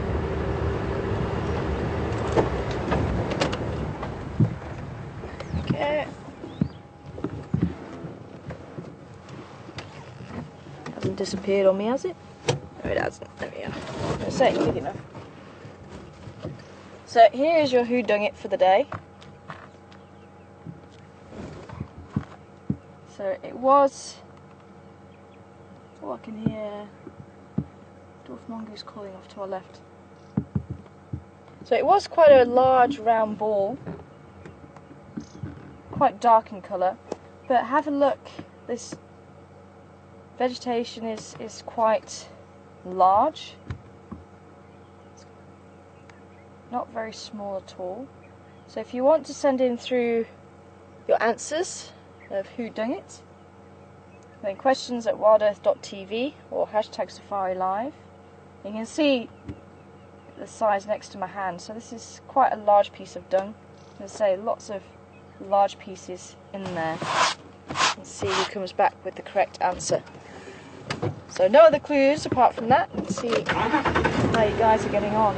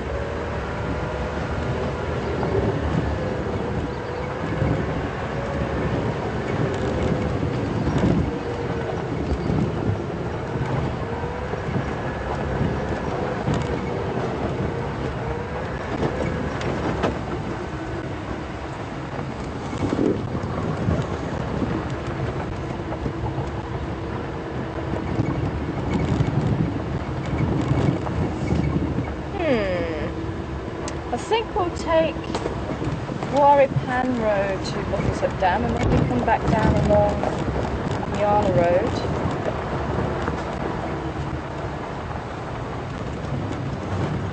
I remember I was saying to you that elephants are very picky about where they drink.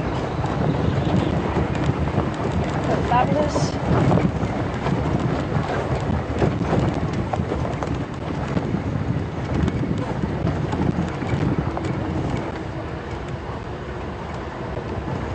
And the riverbeds, we used to have a lot of activity from elephants during the winter time. We'll dig for water and the water will come. There's some holes here actually, I don't know if you can show those holes. So that's where elephants would dig for water in the winter time. You can see some of the holes are fairly deep. That one probably about 30 centimetres, and then there's one that's a little bit more hidden. Yeah, it's not coming up too well, unfortunately, but there's that one that's on your screen now, just at the bottom of your screen. That's much deeper. Probably a good meter.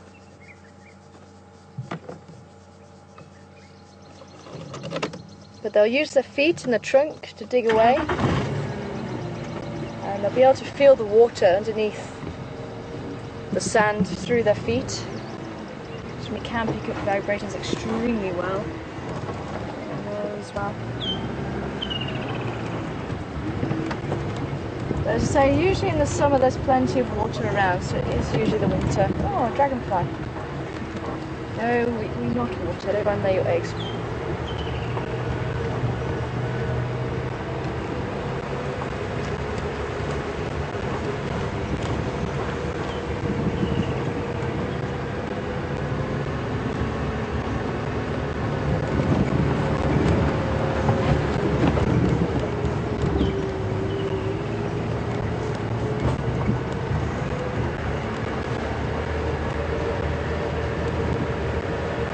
So yes, I was just saying about the toes on the elephant, wasn't I?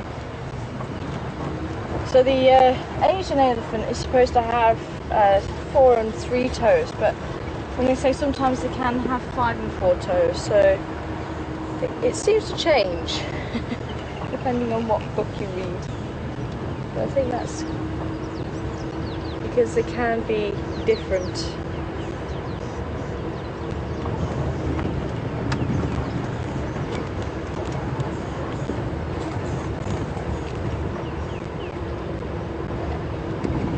Yeah, let's see who's been paying attention.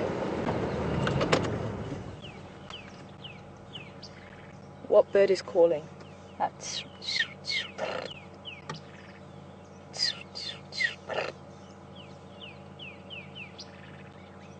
What bird is calling? Questions at WildEarthTV, hashtag Safari Live.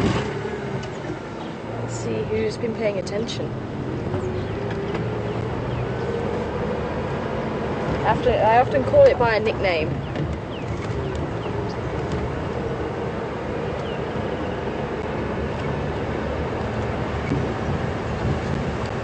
Do you have any answers for the whodunit?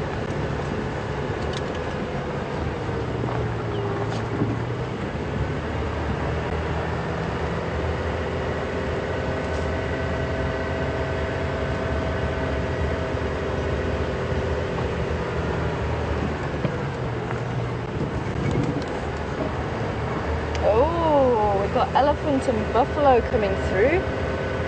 Close with the elephant, but it was very dark in colour. Remember, elephants eat a lot of bark and they have a lot of tannins which turns it red. And buffalo, the fragments were too big for a hippo. For a buffalo. And some people coming through with hippo.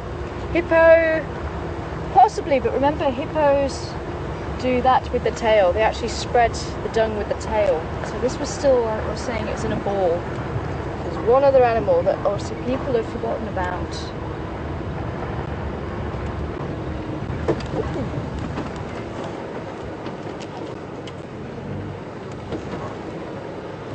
The blue flower.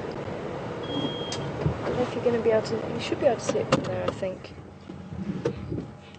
Okay, so we have every other large animal except the owner of the dung. So this one's thrown you guys a little bit. This is the Venus's bath, otherwise known as a commelina or a wandering Jew. Beautiful flower. And it's called a Venus's bath because if you actually press the base of the flower, you get a drop of liquid. So people still need to come up with the correct answer for the whodunit. That one stumped a few people by the sounds of it.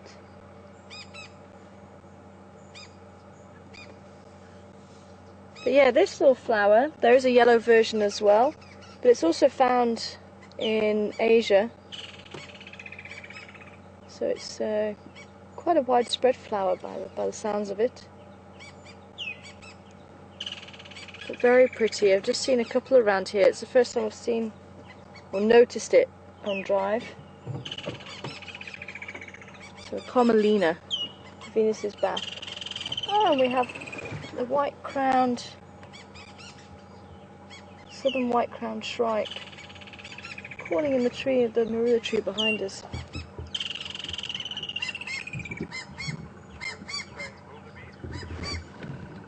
I'll move back a little bit for you. Ah! Ah, Georgina! Georgina is the first person to get it right. It is the rhino. Unfortunately, the southern white-crowned shrike flew off. Just as I roll back, just try and give you a slightly better view of it. So we're just at a slightly odd angle for it, unfortunately. Look at it on the screen. So it was rhino. Rhinos do have round dung and it's very dark, and the white rhino eats grass, so that's why there was all grass in there. There was no leaves. The black rhino, you'd have leaves in there, because that's the difference between the white and the black, is the diet. The white rhino has a very wide mouth and very long head, so that it can get to the grass very easily. So you see quite a huge head, very long, and I say very wide mouth. The black rhino have a much smaller head, and they hold the head up because they're eating the leaves, so there's no reason for them to be able to get down to the grass. But they have a hooked lip, so it's a very narrow lip, and that's how you can tell the difference between the white and the black rhino. Nothing to do with the colour. There's a few stories as to why the white and the black rhino got their names. The most popular one is the white rhino. When people met the Afrikaners, they said, what is that animal? And I think it's English speaking, met the Afrikaners, and they said no, it was a wide-mouthed rhino, but it was misinterpreted as white. And then we saw with the black rhino it looked different, and it was obviously a different diet, so the opposite of white is black. That's apparently, well, one of the stories is where they got the name from, but there are some people saying no, that's rubbish. Not possible that happened, but that's probably one of the most popular stories as to where it got the name from.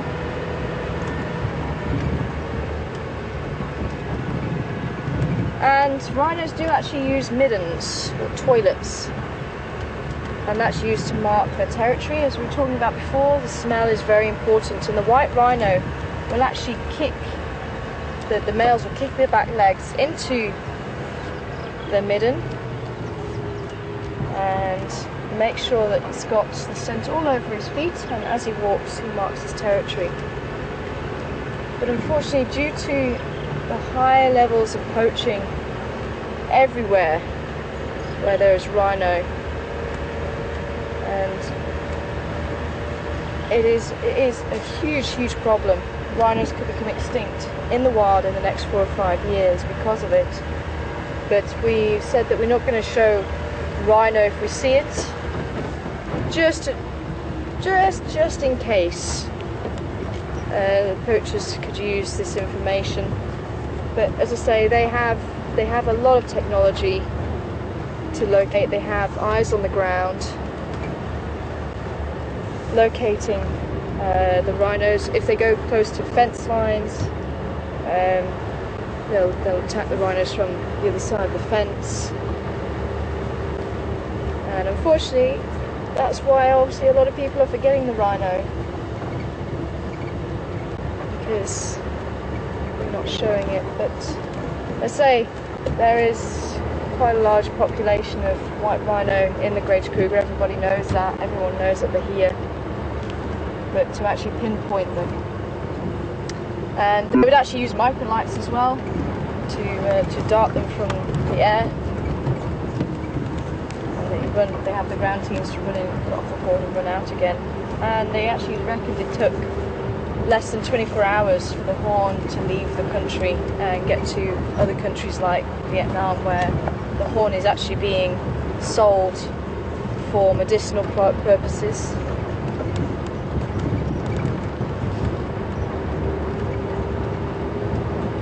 For me, it's so sad. It's actually one of my favourite animals. The rhino is so intelligent. And it's such a humble creature as well. Now this is a creature we haven't seen.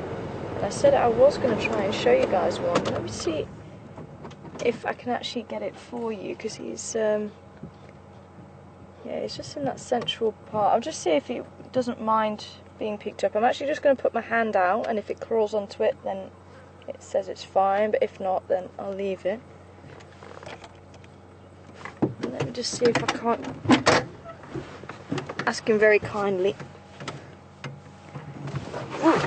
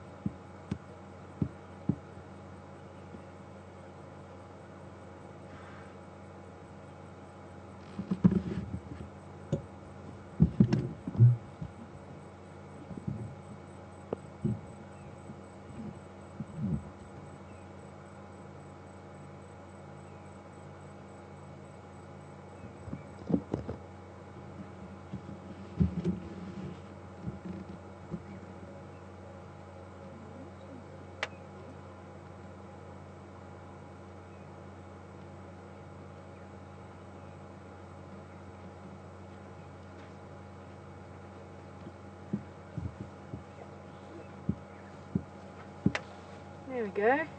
Giant African millipede.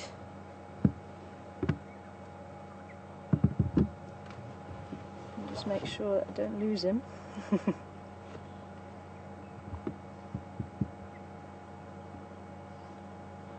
I'm going to put him back where I found him.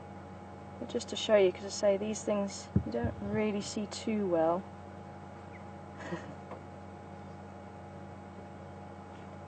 Can you see the wave of the legs? I'm just trying to see if I can actually get him to walk nicely for you. I can get him on my hand. There we go. Hopefully you should be able to see the legs nicely there. Let me put him on there, I wonder. There we go.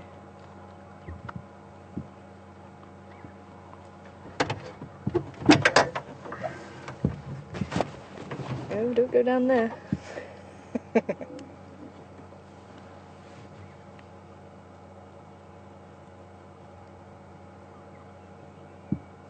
Amazing creatures. Very hard outer shell which protects them. They do contain cyanide in the body, so they're not very palatable to many creatures. But at any one time they'll have 12 pairs of legs touching the ground, but if they're trying to move something big out the way, they'll have up to 52 pairs of legs, and they really can have quite a force behind them. But the giant African millipede, there are a number of different species. You can see the antenna on the front, and he's smelling, using to smell. See if there's any fungus around for him to eat, any rotten vegetable matter, that's what they tend to eat. And as I say, the cyanide, a lot of animals know to keep away from them. That's why they're pretty slow moving. They don't need to worry too much about being eaten. But the thick knees that you guys have been seeing a lot around the dam do tend to eat them. I'm going to go and put him back down now.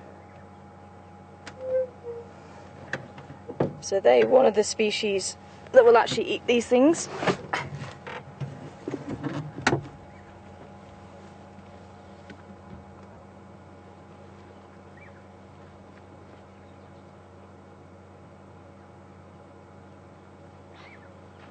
No, don't go this way. Go that way.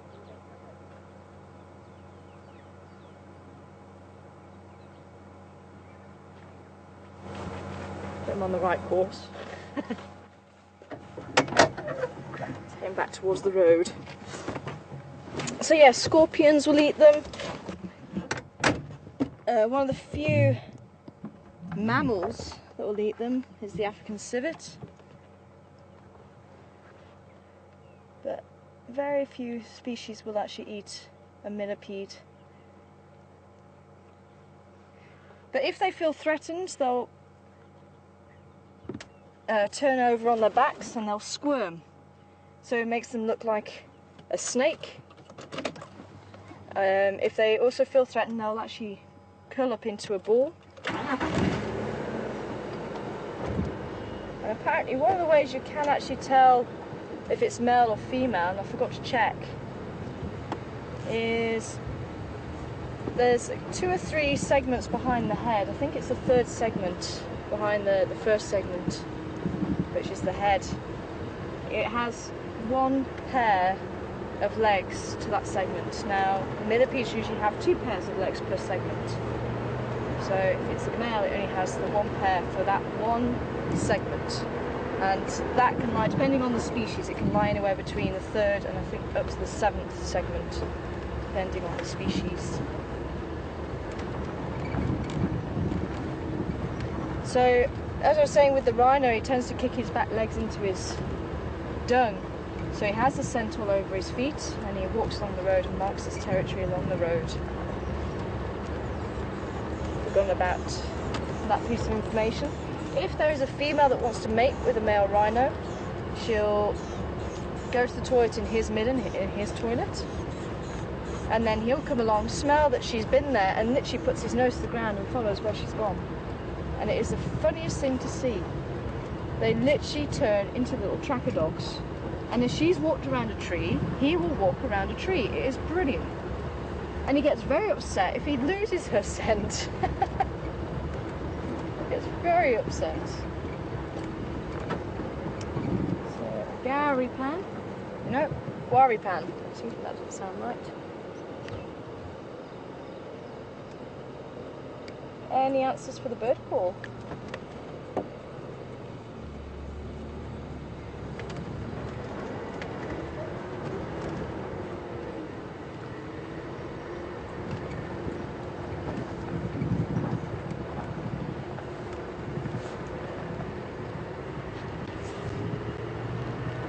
Donna! Well done, Donna, coming back with the correct answer for the bird call. The rattling cisticola or cisticola.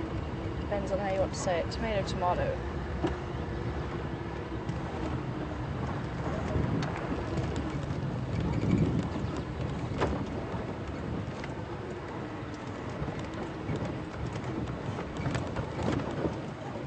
Who sung it?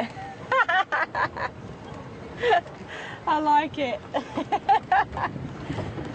So that's the new quiz. Who sung it? For the bird calls. I like it a lot. So who sung it and who dung it? You guys have got a wicked sense of humour. I love it.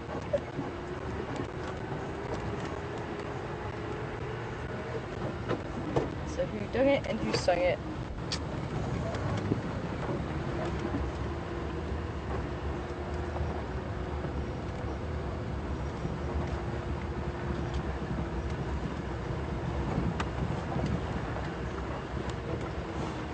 Doing well with your bird calls.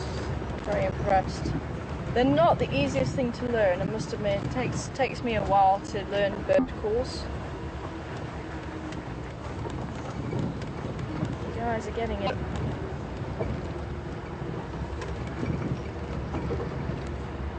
Babblers again? Aramot babblers?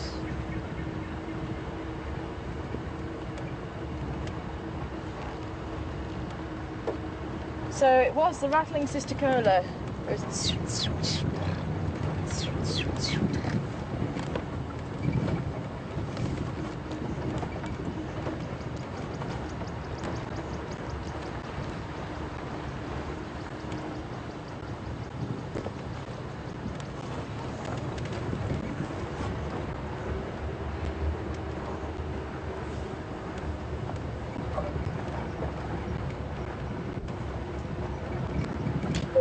Basilia. Very distinctive in the sky. black and white under the wing, but lack of tail, but I think he's just flying too fast.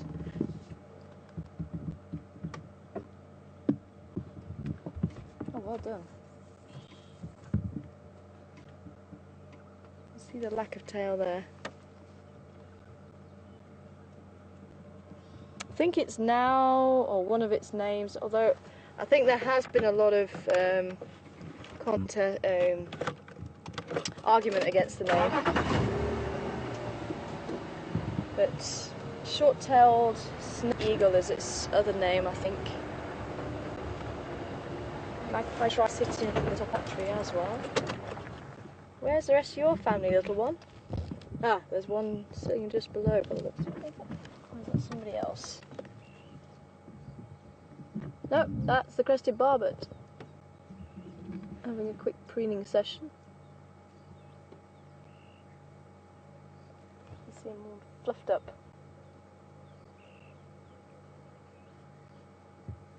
So that's the crested barbet that we actually couldn't see too clearly first thing.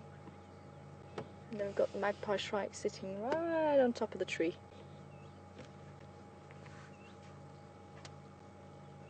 I wonder if it's trying to locate the rest of its family.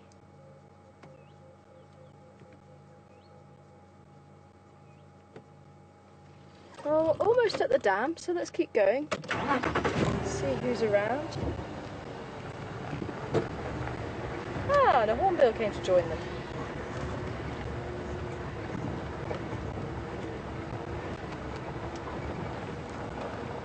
Two hornbills. There's the red-billed hornbill. So, if you guys saw the yellow-billed hornbill before earlier, and you've never seen a red-billed, this is the red-billed hornbill.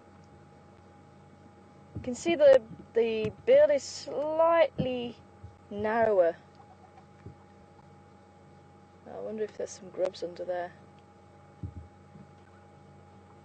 And it looks like this is a family of hornbills, so I can see another one a bit further up in the tree.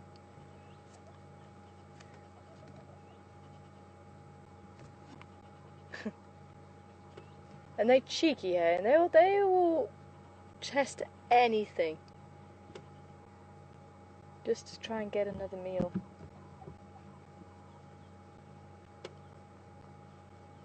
There's the bit of bark loose.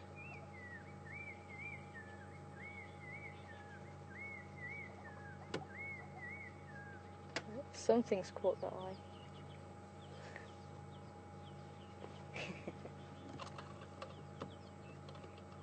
So these are also typical hornbills. And the red-billed and the southern yellow-billed put their heads down to display. So they get split off from other typical hornbills they get called the head-down cluckers, and the grey hornbills, and other hornbills that have the heads up and whistle, get called the head-up whistlers. Really technical.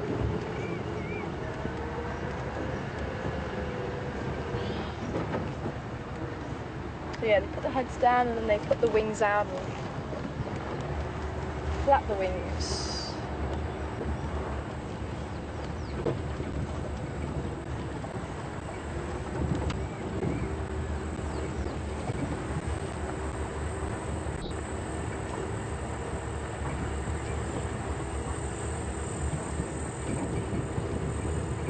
Cicadas are calling. I've only just started hearing them the last few days. Now whether it's just because I've just not been listening out for them, just not noticed them, but they just seem to be louder the last few days. But they're about this sort of size, and if you can imagine a moth, widen the head, and if the moth actually sits with its wings rather than open and out sideways, they actually open but they kind of go down the body, and that's pretty much what a cicada looks like. It is classified as a bug.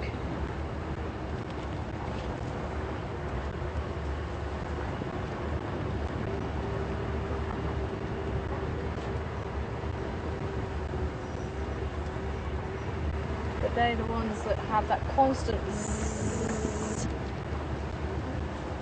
It's because they have almost like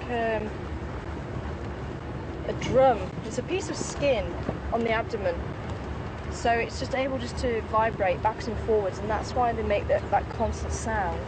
Whereas with the crickets that you hear, they have to rub their legs together, so it does have that different sound to it. Or the wings, sometimes they rub the wings together, or even the wings and the leg.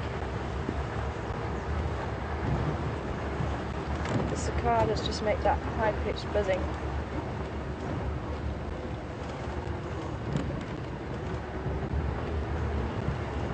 Changed a bit, because when I first came to South Africa 9 years ago, the rains were fairly regular when it was the rainy season, whereas now they have become quite irregular. And we did have rains last year around May, which was quite late for rains, and then this year everything was building up for the beginning of October, and we had a slight drizzle, and then we had nothing for a good month later, which was quite unusual as well. So once it was gearing up, that was it was coming. And we've actually had very light rains this year, but I do wonder if that isn't a season, every few years, a cycle. So it'll be interesting to see what it's like in the next 9 years. I'm just going to try and pull around a little bit, slightly better angle for you. So we've got a few Duggar boys here again. We've got a different hippo. So if you would like to keep a track of what's happening down at Gowrie Dam, remember we do have the live waterhole camera there, and that's for 24/7. Got some babblers way off on the other side of the, down to where the buffalo are. They're the ones calling in the background. Sounds like we've got maybe a couple of families having a bit of a rumble.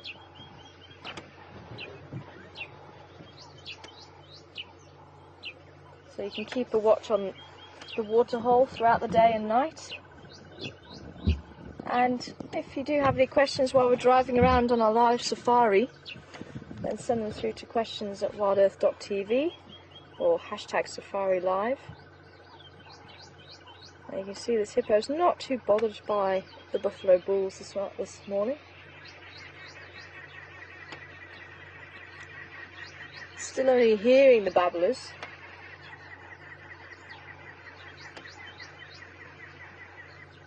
I'm not seeing them. If I get a view of them, I'll show you. Otherwise, I'll show you in the book.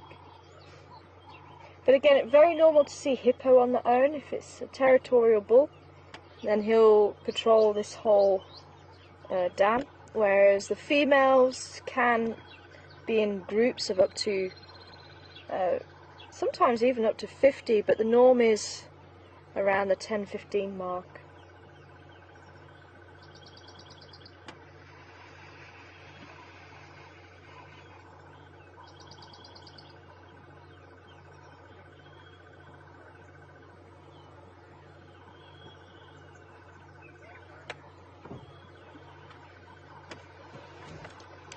Hi Siberia, welcome on board this morning, and I'd love to try and show you one of those antelope you were asking about, but the Dacre and the Steenbok. She was wanting to know, are they ruminants? And yes, they are, just like the buffalo that are on your screen now, but the hippo isn't.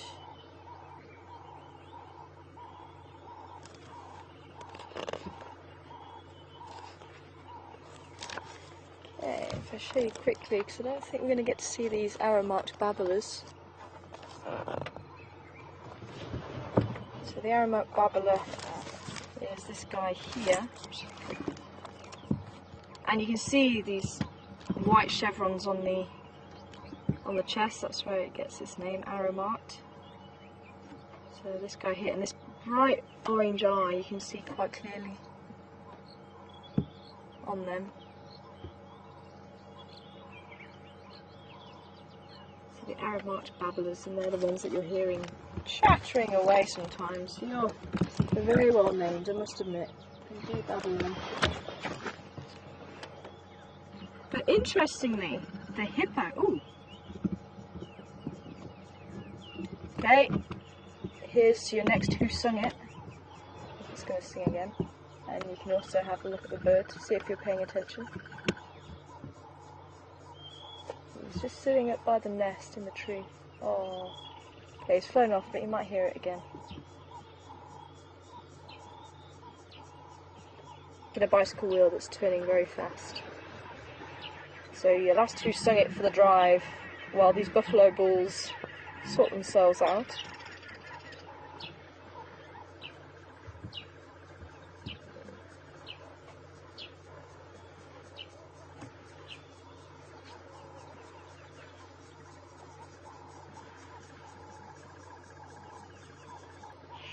I'm not sure about the weight of food. There's another buffalo bull coming in. But the hippo eats about 1/3 of what an animal his size should actually eat. And they can get up to about 1.5 tons. Sometimes for the big bulls you can get up to about 3 tons.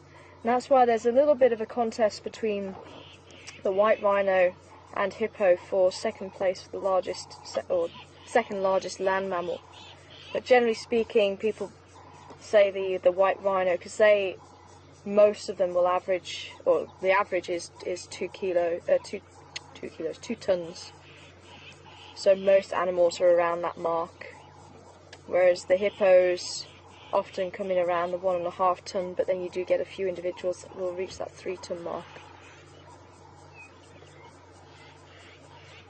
But a lot of that is probably to do with the fact that they spend most of their days lying in the water, so they don't waste too much energy. I just want to see if this hippo is going to do anything with them approaching.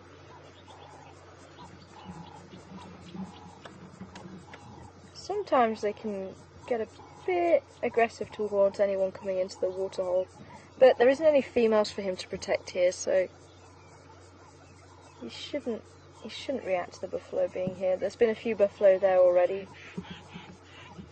Could of course be that the females are sleeping. Or maybe it's just the one that we're seeing.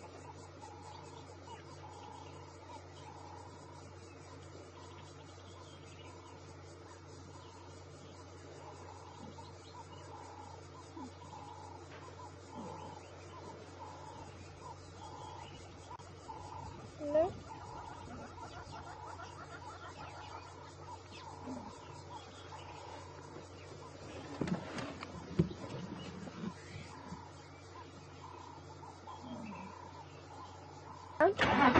See if there's anything to find in the last few minutes of drive.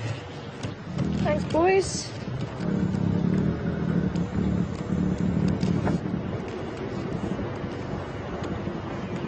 Any answers for the bird calling?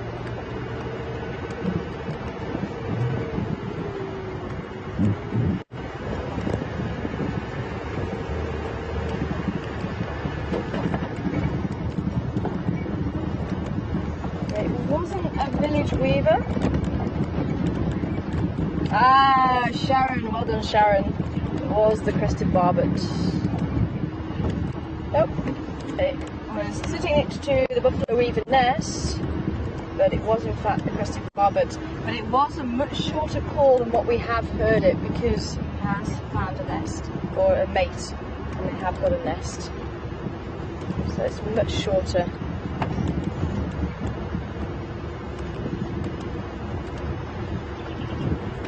Taking up Pools Road from Buffalo's Hook down. Buffalo's Hook meaning Buffalo Corner, and that was exactly right today. The buffalo is sitting in the corner.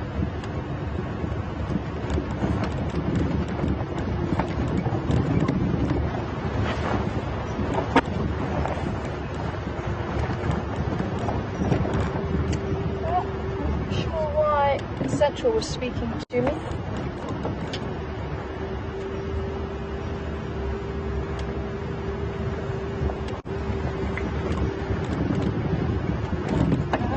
Tracks or anything along that road.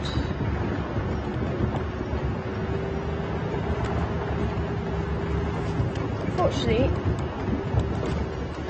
time has flown yet again, I don't think I'm going to get a chance to go to the hyena den. But we will try again.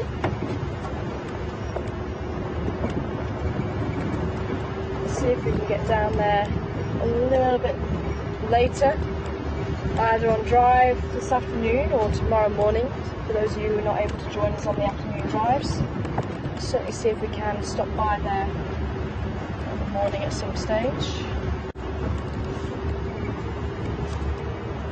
I'd say that's probably the furthest corner we can get away from barn control. So it does take a while to get there.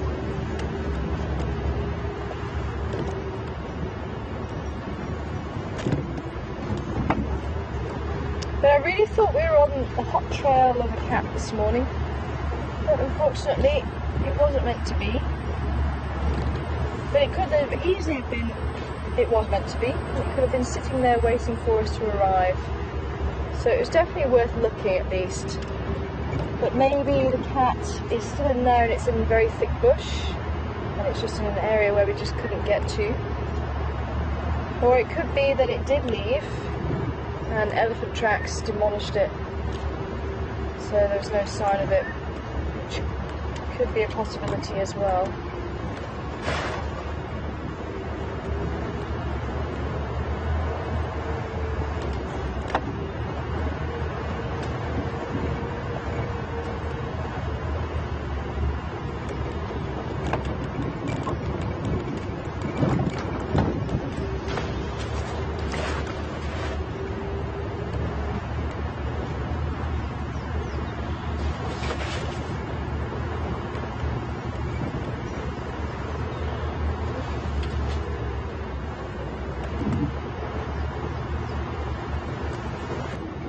Bringing some African warmth to you, warming up your cold days.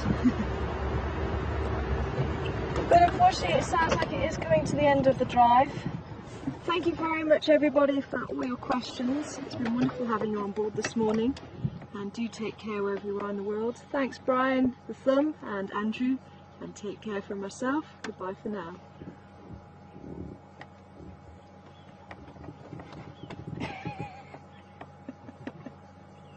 Having a dance. Oh, it's a ninja, I swear.